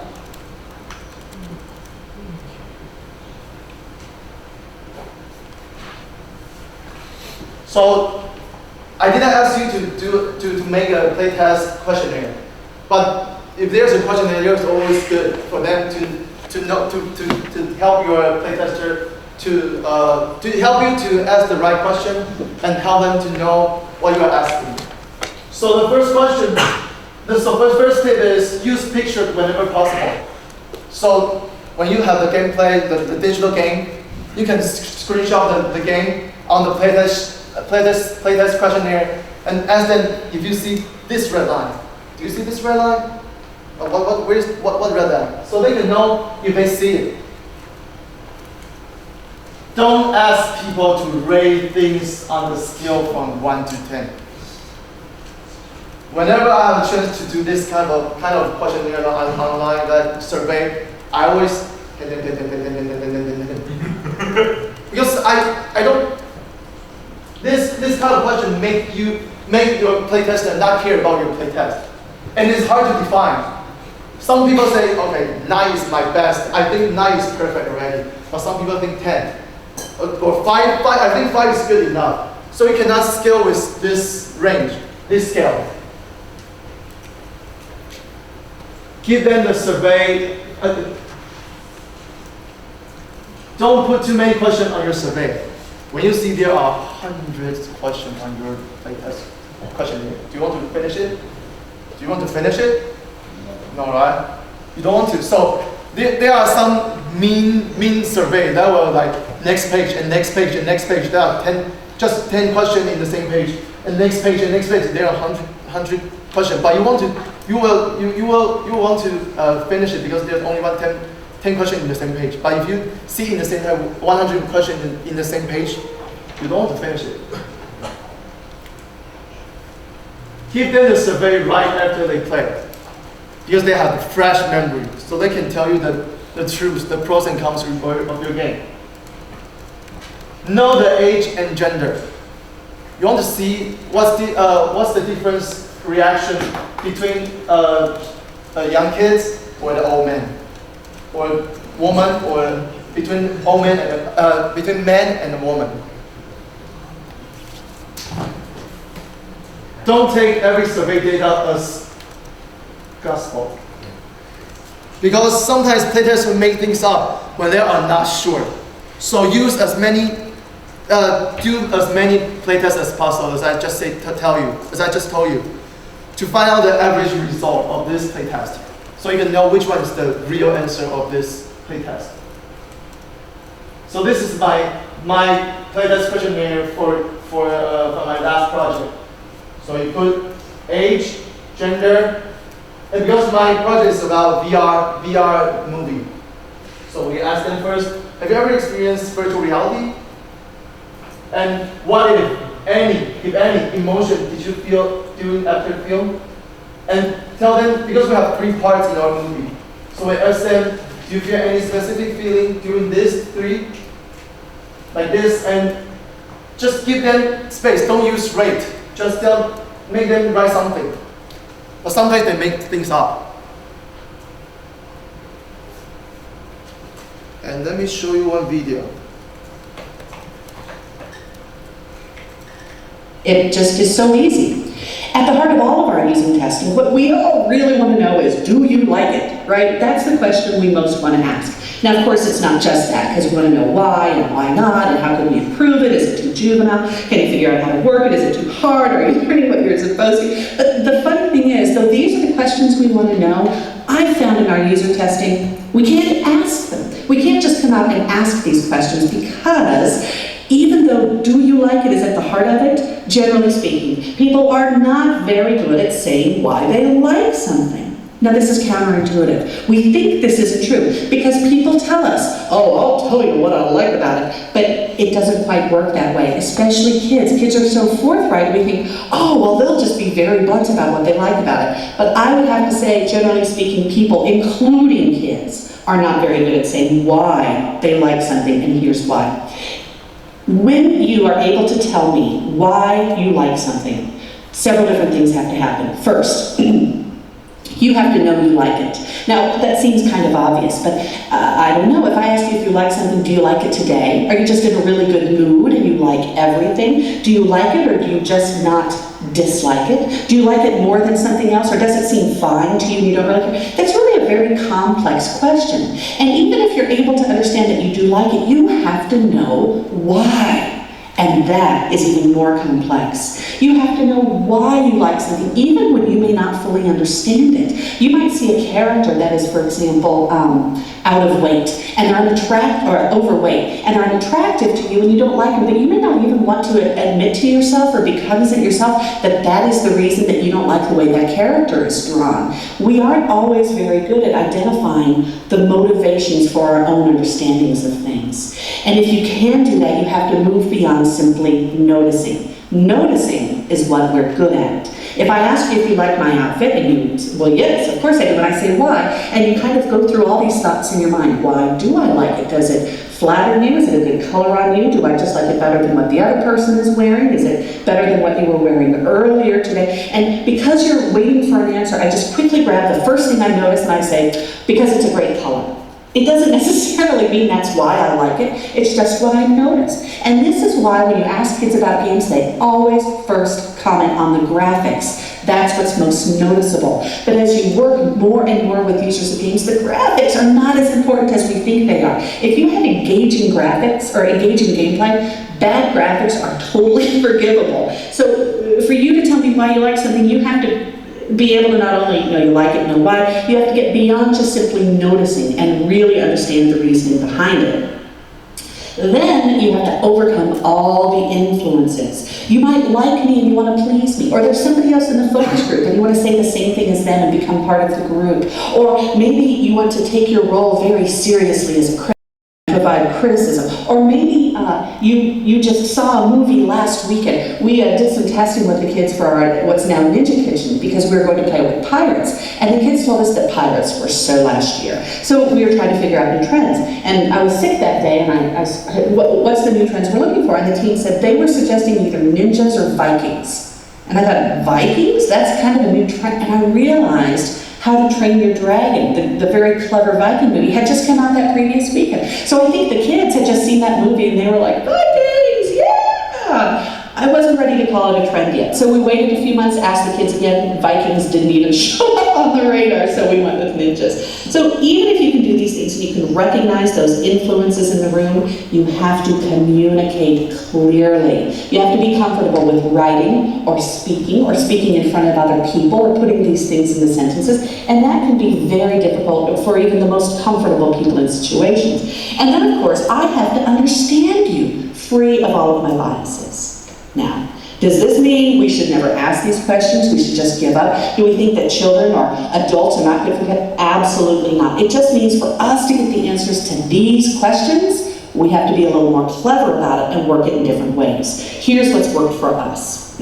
First off, make sure you're asking the right questions. Now, let me just start off with the obvious. You know you're not supposed to ask yes or no questions.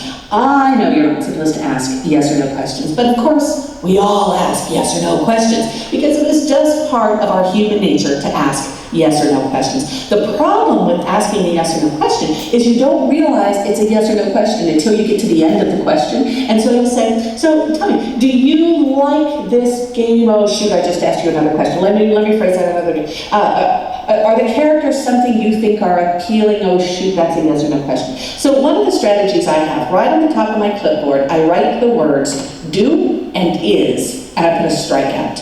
If you can catch your yes or no question at the beginning and not start them with do or is, you'll have half of the battle won right there. Instead, on my clipboard, I write the words tell me and how. If you can rephrase your questions with tell me and how, you right there have won part of that yes-no battle that you have. The second, and again, this is obvious, but it's so helpful, is to write your questions down. This has two purposes. First, of course, it's nice to come back to your list of questions, but it also is important because when you have a clipboard with questions, it inserts important pauses where you're talking to kids and you nod your head and they say something, you say, okay, well, let me just take a look at my list. And as you kind of thumb through those questions, it has forced pauses where kids then can kind of feel relaxed enough to bring up another issue. Let me look through these questions. Is there anything else you wanted to tell me about that while I'm looking at my questions? It's amazing how much that pause while you are engaged in something will prompt kids to do more talking. Secondly, we try to treat our subjects as advisors and not subjects. The difference with that is I'm not asking you as a subject what you think. I'm asking you to tell me what other people that you know think. So instead of saying, what age are you and do you like it, I say, what age do you think this game is for? Or think of your friends. Who will like this? What kind of games do they play? How would they feel about it? Which of your friends would you recommend this for? What kinds of games do kids in your class like? That helps our game consultants really take that role of advisor on and be much more thoughtful and reflective in how they respond.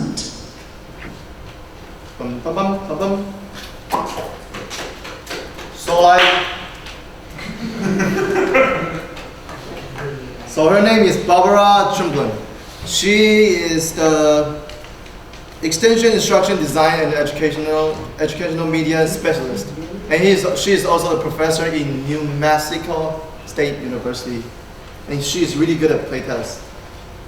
So I heard you that in the playtest, most of you just asked the first question. Do you like my game?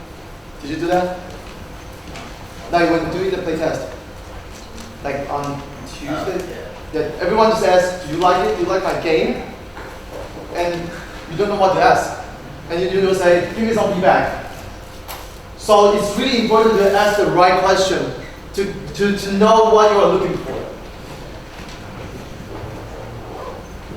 Okay, now everyone is sleepy right now. So I'm going to play some Connect games idea. I know it's hard. I was there, down there. So let me show you this. This is BBW 2013. 아이씨 진짜 미쳤어.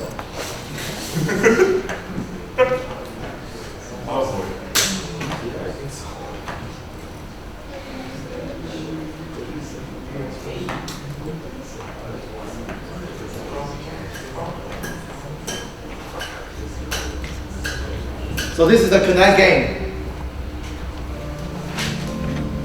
Once upon a time, I got it.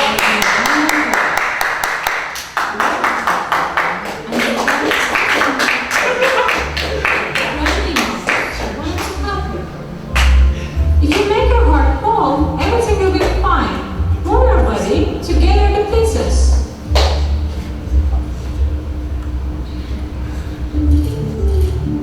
Here is the tutorial. Move your left arm up, and you can roll the ball. So tutorial becomes really important in your game. Let your user, your player know how to play your game. Jump, and you can move the ball up. Bend to your left and go down the black hole. And take the elevator. It will take you to the other elevator.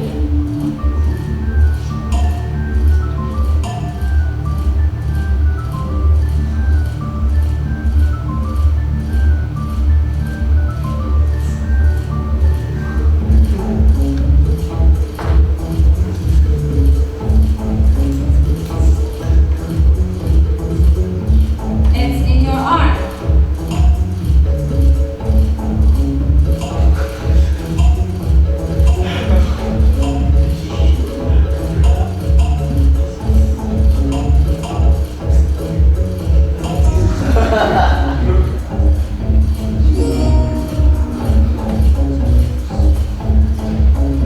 It's in your stomach.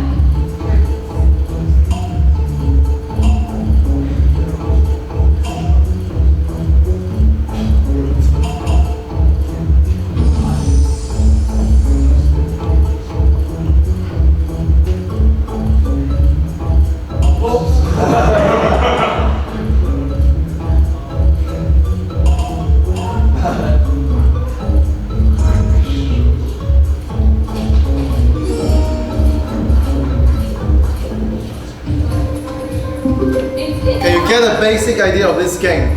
Just move your body and move the ball into the right place. I really like this game.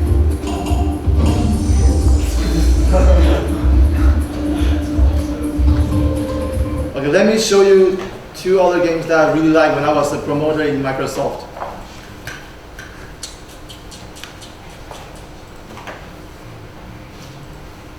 Have you ever tried this Gunstringer? No?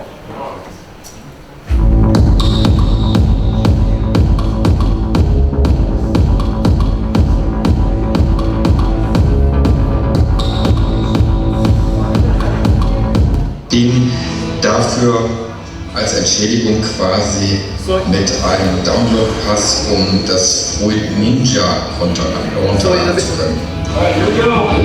So in the beginning, they use live action as a starting animation, starting scene. Ich habe jetzt erst 3 Stunden gespielt und kann noch nicht genau sagen, wie groß der Titel ist, ob sich dieser Sprung zur richtigen Laufversion wird noch nicht gesehen, also lehnt euch zurück und genießt es. I'm going to the animation. And they start the game. Keep down Castellano, left him with a permanent address under 3 feet of Texas. So you can see, you use this left hand to hold the gunstringer and use right hand to shoot.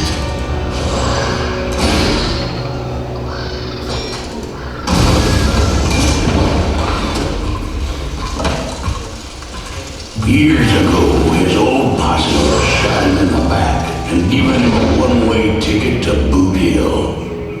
They were the usual gang of samurai cowboys, voodoo.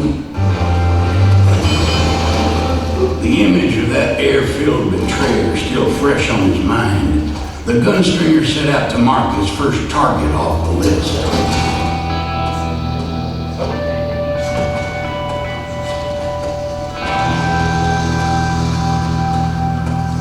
A lifetime of fierce and stiff encounters had left him light on his feet. The gunstringer was drawn from long days and nights in the saddle. 10 pounds against him. Like vultures, they turned on him without a second thought. Ja, ich denke, wie viele andere habe ich mich die ganze Zeit über schon gefragt, wie möchte Microsoft Ballerspiele umsetzen mit Kinect ohne Zusatzhardware noch. Hier seht ihr es, das ist eine der Möglichkeiten, es funktioniert wirklich klasse, muss ich echt sagen. Und ja, das ist auch wieder so ein Titel. So you have a different mode, it's a 2D mode. So maybe to explore more in gameplay. So you can play this game over 100 times. But the problem of this game is your hands will be really sore because you have to hold it like this all the time.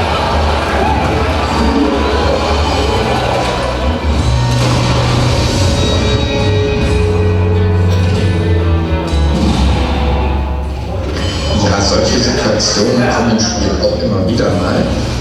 Man braucht also hier nicht selbst den Abzug. Im Dauerfeuer muss eigentlich nur mit 2 Händen diesmal zielen und so mechanics in this game. Es ist also wirklich nicht so einfach. Aber wenn man es in den Griff bekommen hat, macht das eine Menge Spaß und ist eine Abwechslung zu diesem anderen, ja doch sehr Jump'n'Run-lastigen Spielprinzip. Um was für ein Spiel handelt es sich hier überhaupt? Ich würde sagen, ein sehr humorvolles Jump'n'Run, Mischung aus Jump'n'Run und... Alright. Did I wake you up? Stretch a little bit. It's almost there. Stretch a little bit. I'm sleepy right now. I'm sleepy as well. Stand up, yeah. Yeah, because you don't want me to stand up. We have only one more topic. Yeah. Pretend like you can actually touch the ceiling. Yeah. Pretend. That's the magic of pretending.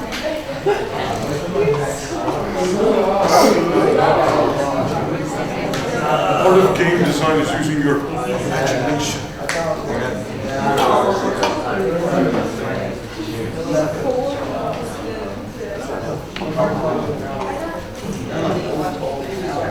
It's also about making money.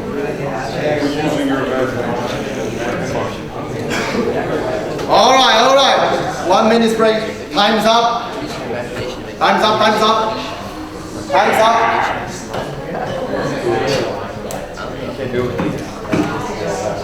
Come on, Bailey. Come on, Chloe. Come on, Mong-Han. Come on, Mong-Han. Yes. You're so hungry? I just spoke a little bit. I learned from the men from the start, the episodes. Do you know? 조민주 씨, 잠성이. Do you watch that? Oh, wait, the drama. Yeah, the drama. Yeah, I watch with my mom. That's why I learned 미쳤어. 아이씨 진짜 미쳤어. That means, what's that mean? Yes, it means it's really crazy. I 미쳤어. 아이씨. Okay. So, what do we need before the playtest? A game. To do a playtest. Before a game? An idea. Oh my God, you're so good. Before an idea? Wait. Too many. Team. Okay, team. What else? What? After team. Motivation. After motivation.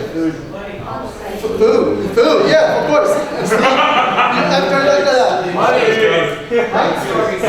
Money. Okay. After that. If you have money, what should you do? between an idea between idea and money. Hard work. Hard work, yeah. Almost. What? Accomplishment? Yeah, almost there. Okay. Can I kiss you?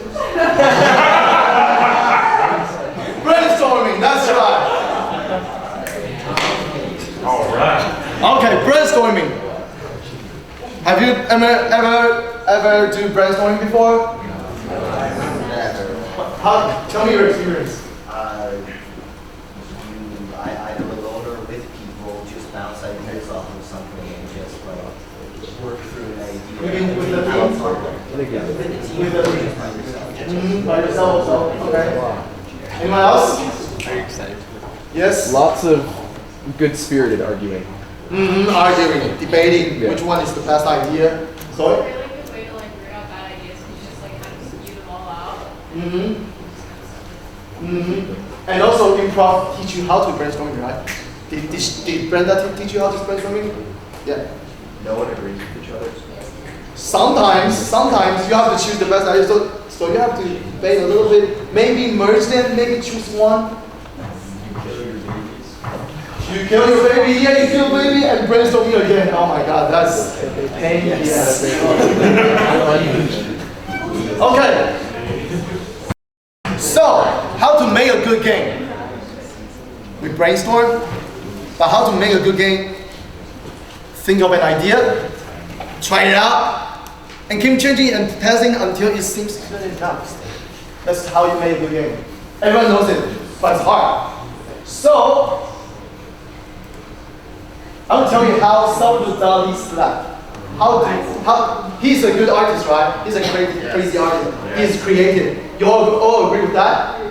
Yeah, right? So let me tell you his story about how to be creative. Oh, this is a long story. He has a method called slumber with the key. Anyone know this story? Okay, let me read for you. In order to make use of the slumber with the key, you must sit yourself in a funny armchair, preferably of Spanish style, with your head tiled back and rest on the stretched leather back. Your two hands must hang beyond the arms of the chair. Your wrists must be held out in space and must have been previously lubricated with all your aspect. In this posture, you must hold a heavy key, which you will keep suspended, delicately pressed between the extremities of thumb and forefingers of your left hand. Under the key, you will previously have placed a plate upside down on the floor. Put the plate upside down. Having made this preparation, you have merely to let yourself be progressively invaded by a serene afternoon sleep, like a spiritual drop of anesthetic of your soul rising in the cube of sugar of your body. The moment the key drops from your finger, you may be sure that the noise of its fall on the upside down plate will awaken you. So you just sit like this, and when you fall asleep, idea! Oh yes! And you just start to draw. That's how he did, how he sketched. If you can do like this, you are more than welcome to do this, to brainstorm, to think of an idea like this. But if you're not crazy. If you're not crazy, maybe you are, I don't know. I don't know that much about you. If you're not, let's give me some tips. So the first tips, write it down when you have an idea. Because your memory is not that big. You have to write it down and remember your ideas. Like some people play my game Blow Do You Blow, right? Yeah, the drum game in platform room, drum game. That's a game with a towel, a dude with the pink underwear, falling in the towel, and there are 4 buttons beside it, and there's a balloon. You can rotate the balloon, and you have to blow the dew, and make it into the hole. I think of this idea when I take a shower. And I fart. Oh! It's a good idea for good. Oh yeah! Yeah, that's how I think of this idea. So sometimes crazy ideas come with you when you are relaxed, like Dali does. Relax.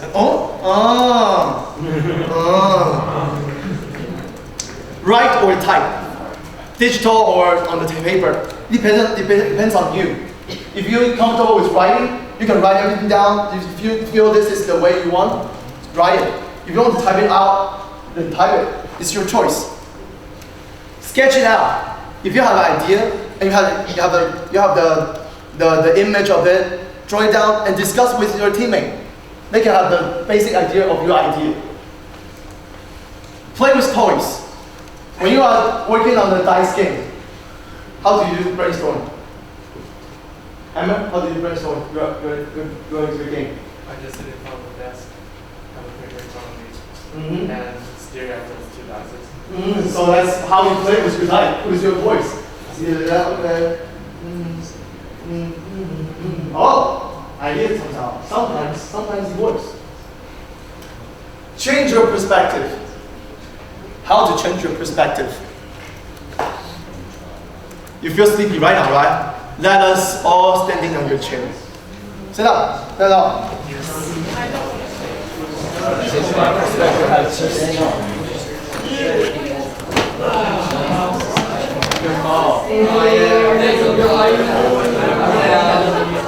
feel pressure? How the air up there? Look how tall is How do you feel up there? Different perspective.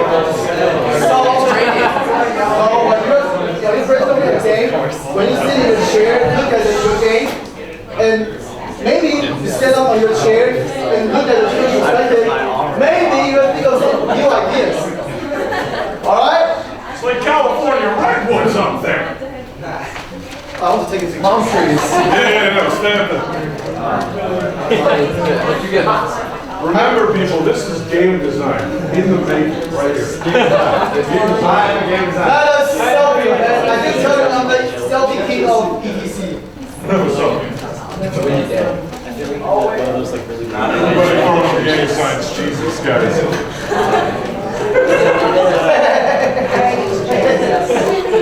What's yours?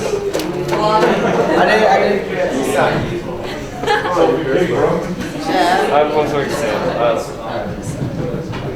Well, time to jump down the tree. Mom, we can play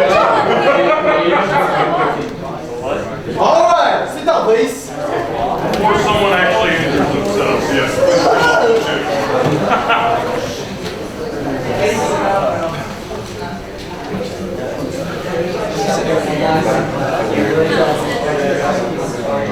How do you feel on it? On the standing on a chair? Okay. Fresh, right? It's good. So sometimes change your perspective can think of some new ideas. Tell a stupid joke. I'm good at that. Yes. That is so yes? You want to tell a stupid joke? No. I have a joke. I have a stupid joke. Someone called you an owl. I have a. Two. Okay.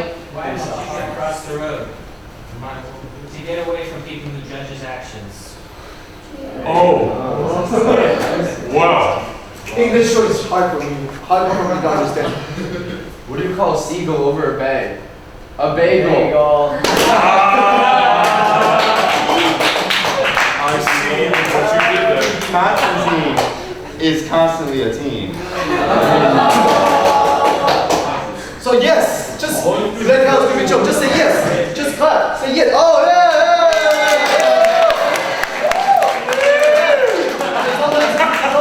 New ideas. Spare no expense. My mom always say, don't waste that paper. In brainstorming session, you don't need to do that. You use the biggest paper. You use the most expensive pen to draw, to write, to do everything you want, to brainstorm. Because brainstorming is a crazy session. So do whatever you want. Don't care about money at that time. Let's do it. a little bit care. Maybe. You always care about me. Oh, you want to give me? Sure, why not? Yeah, that's right. That's a good one. Right on the wall. What? Right on the wall. Sometimes, if you have an idea, right on the wall. Not this wall. Don't. Maybe you can draw in your home. Don't draw here. And then yours. No, not here, not here. Or you have a big paper and draw it and attach on the wall. Then you can see your idea around you.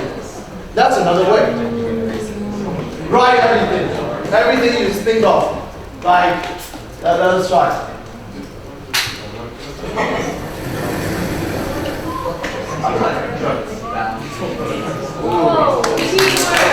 Thank you.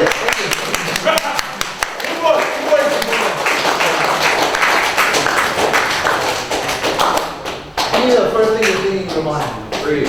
Food. Okay, food. So food. Another. When you think of food, what do you think in your mind? Rice. Okay. Rice. Yeah. Rice. Have rice. More rice. Bananas. Bananas. Who's banana? Yeah. Bananas. After bananas. Jellyfish. Yes and no. Not what and no. Yes and no. Yes and no. Yes and. Yes. Oh, jellyfish. Oh. Jellyfish. Okay. Denying that jellyfish. So now we can use those elements to make a game. All right. All right. Let's make a game. Now jellyfish eat bananas and rice. Oh yeah. This is a good idea, right? Yeah.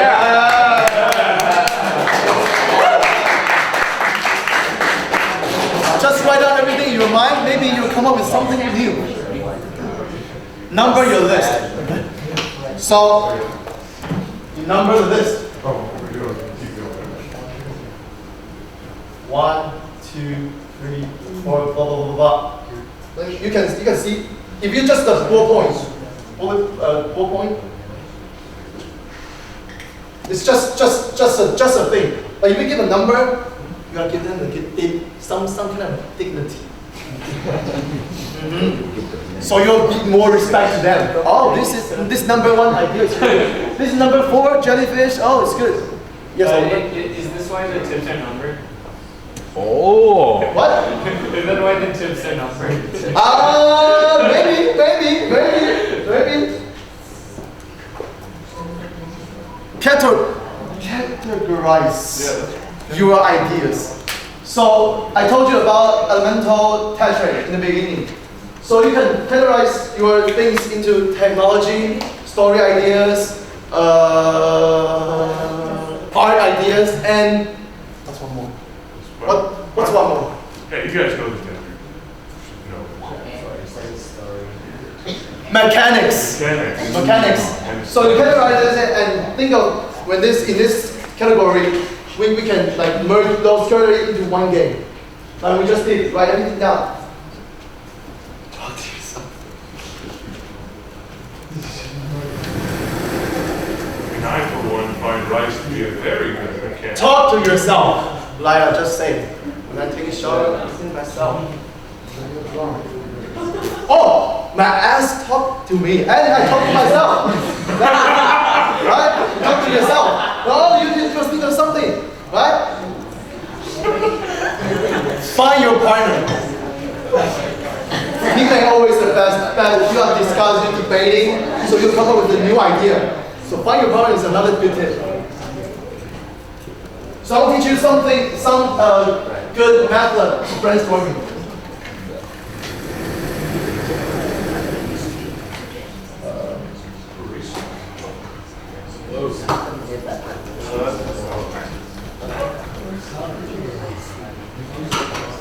So we start with food, right? Yeah.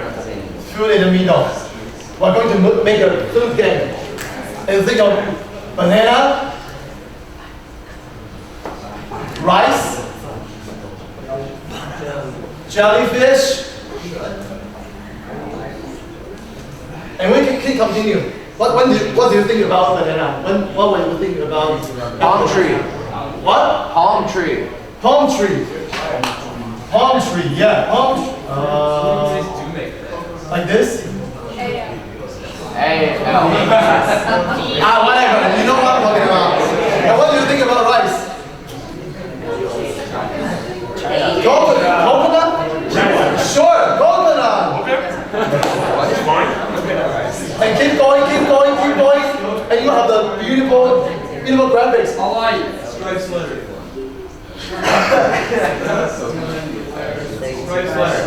Striped sweater. Don't worry about it. I'll ask you later. Tell me what was striped sweater. Okay. Like you can have a good graphic and you can you can combine that into one idea. This is a good method called mind mapping.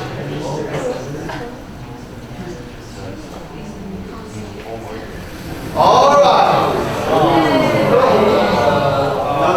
The most interesting you want to see.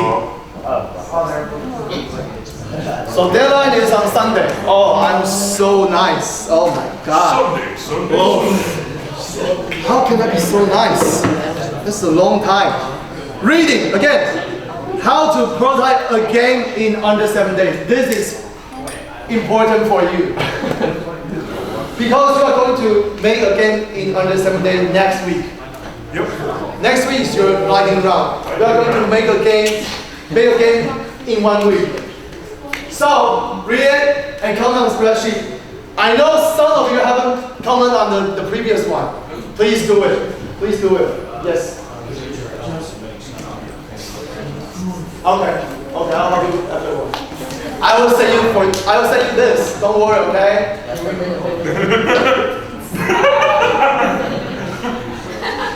Damn. Do the palm tree. Do the palm tree. Do the palm tree? Yeah! What is this? Okay. And the second blog post. Use what you just learned and find a topic of either a game, entertainment technology, or a game design. Dig into it and analyze it. This time I have some example for you. So for game analysis,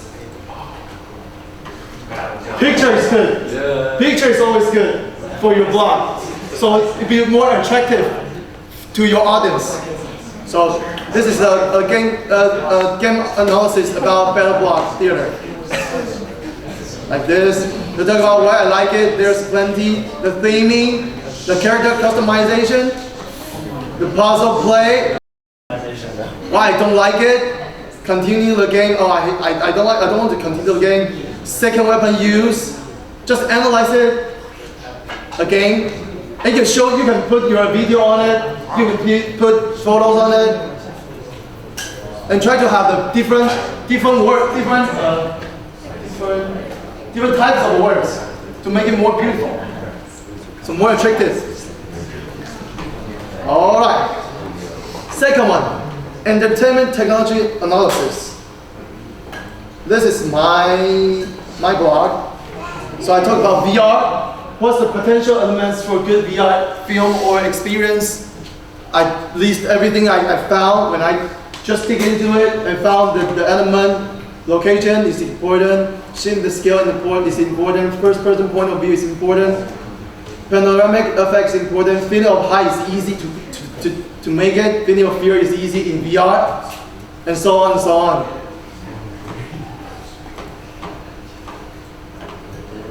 And game design analysis. This is Brent's blog. A tab and a slide.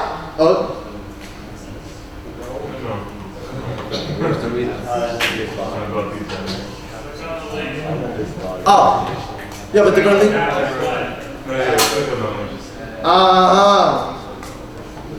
Wow.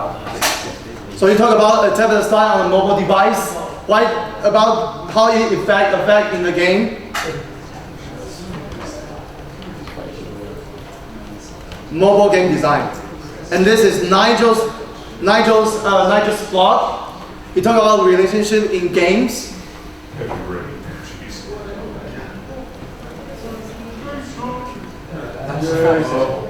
You can read it, and you are more than welcome to comment on it if you like it. If you want to talk about more, just like this. This is the example. So you know what to do. Don't just write and write and write and write, and you don't know nothing about what you are writing about.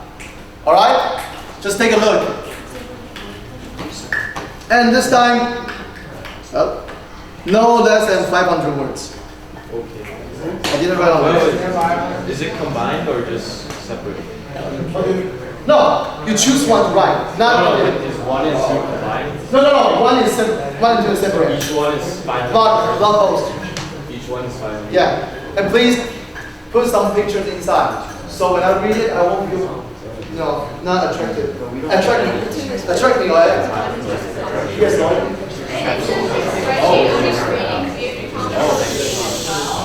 No, you don't need to just comment on the spreadsheet. You don't need to comment on the spot, on the argument. Oh no, spreadsheet. So that spreadsheet is for the how to prototype. The comment for how to prototype a game. Yeah, you don't need to comment on your blog. Just comment on the spreadsheet.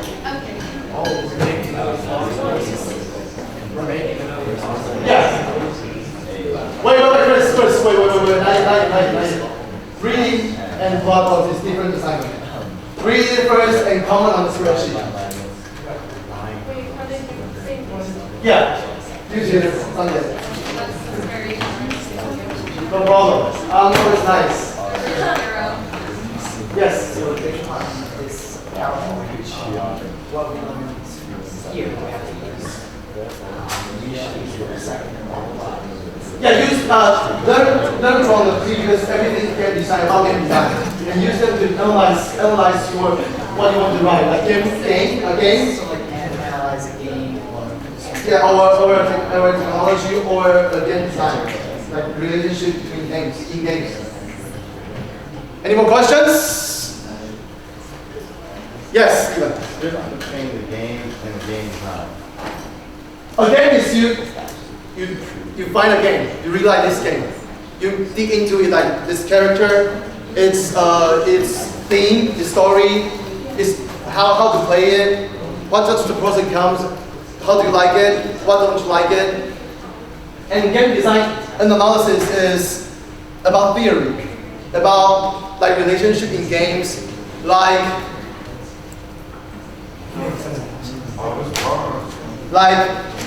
this. So Brent's blog is about tab, like in general. Like many games have tab and slides, right? In general. So compare with this game and this game, what do they look? How do they? What's the difference between those slides and tab? It's like when you're describing like game analysis, you're talking about like a game specific and it's all like what do you like about it, what you don't like about it, what it's talking about. But with the game design, you're talking about like a concept, like the concept of winning and having everybody be okay versus like winning and being a tragic end, things like that. Mm-hmm. The third one is more like a concept, and the first one is the game. Okay. Any more questions? Yes, Bob. Or like game design, then you could like kind of take the game, Either way. So just find a topic you like. Find a topic you like and dig into it as deep as you can. Yes. Freedom, but indirect control.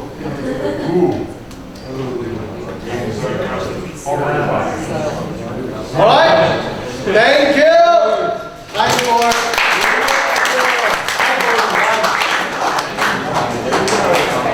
Game design live. Live is game design.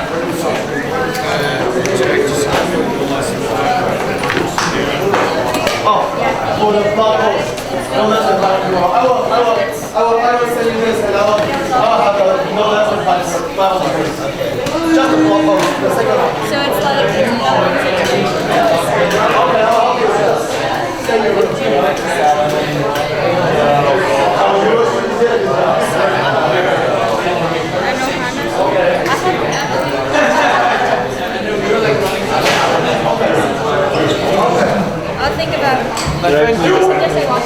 Muffin bakery burned down last night. I feel like I've heard that in like I only eat manga. Yeah, we saw. I know which one. I wanted to have you say. Yeah, those things. Yeah, Angel. Okay, thank you. Angel B says I know because everyone is on no, but I don't know what I should do. Yeah, Chuck, so in my case, it's like money, so it's like money. Yeah, I would return for money. How much? But you do have bags inside. I mean, like, they just did that. I was gonna say they just did the video that on game theory. Yeah. Correct it. Change the like, make it clear. Because it's quite unique. It's ridiculous. Oh yeah. So can you just type this in the this and again. Okay. Thank you. I'll tell you right now, I did disagree with the Mario time. It was really funny. Yes. So you write 500 words. Yeah. Even Allow me No, to just talk. a second one. The drawing. I will provide more detail in the email. Oh my god. All right, Chuck.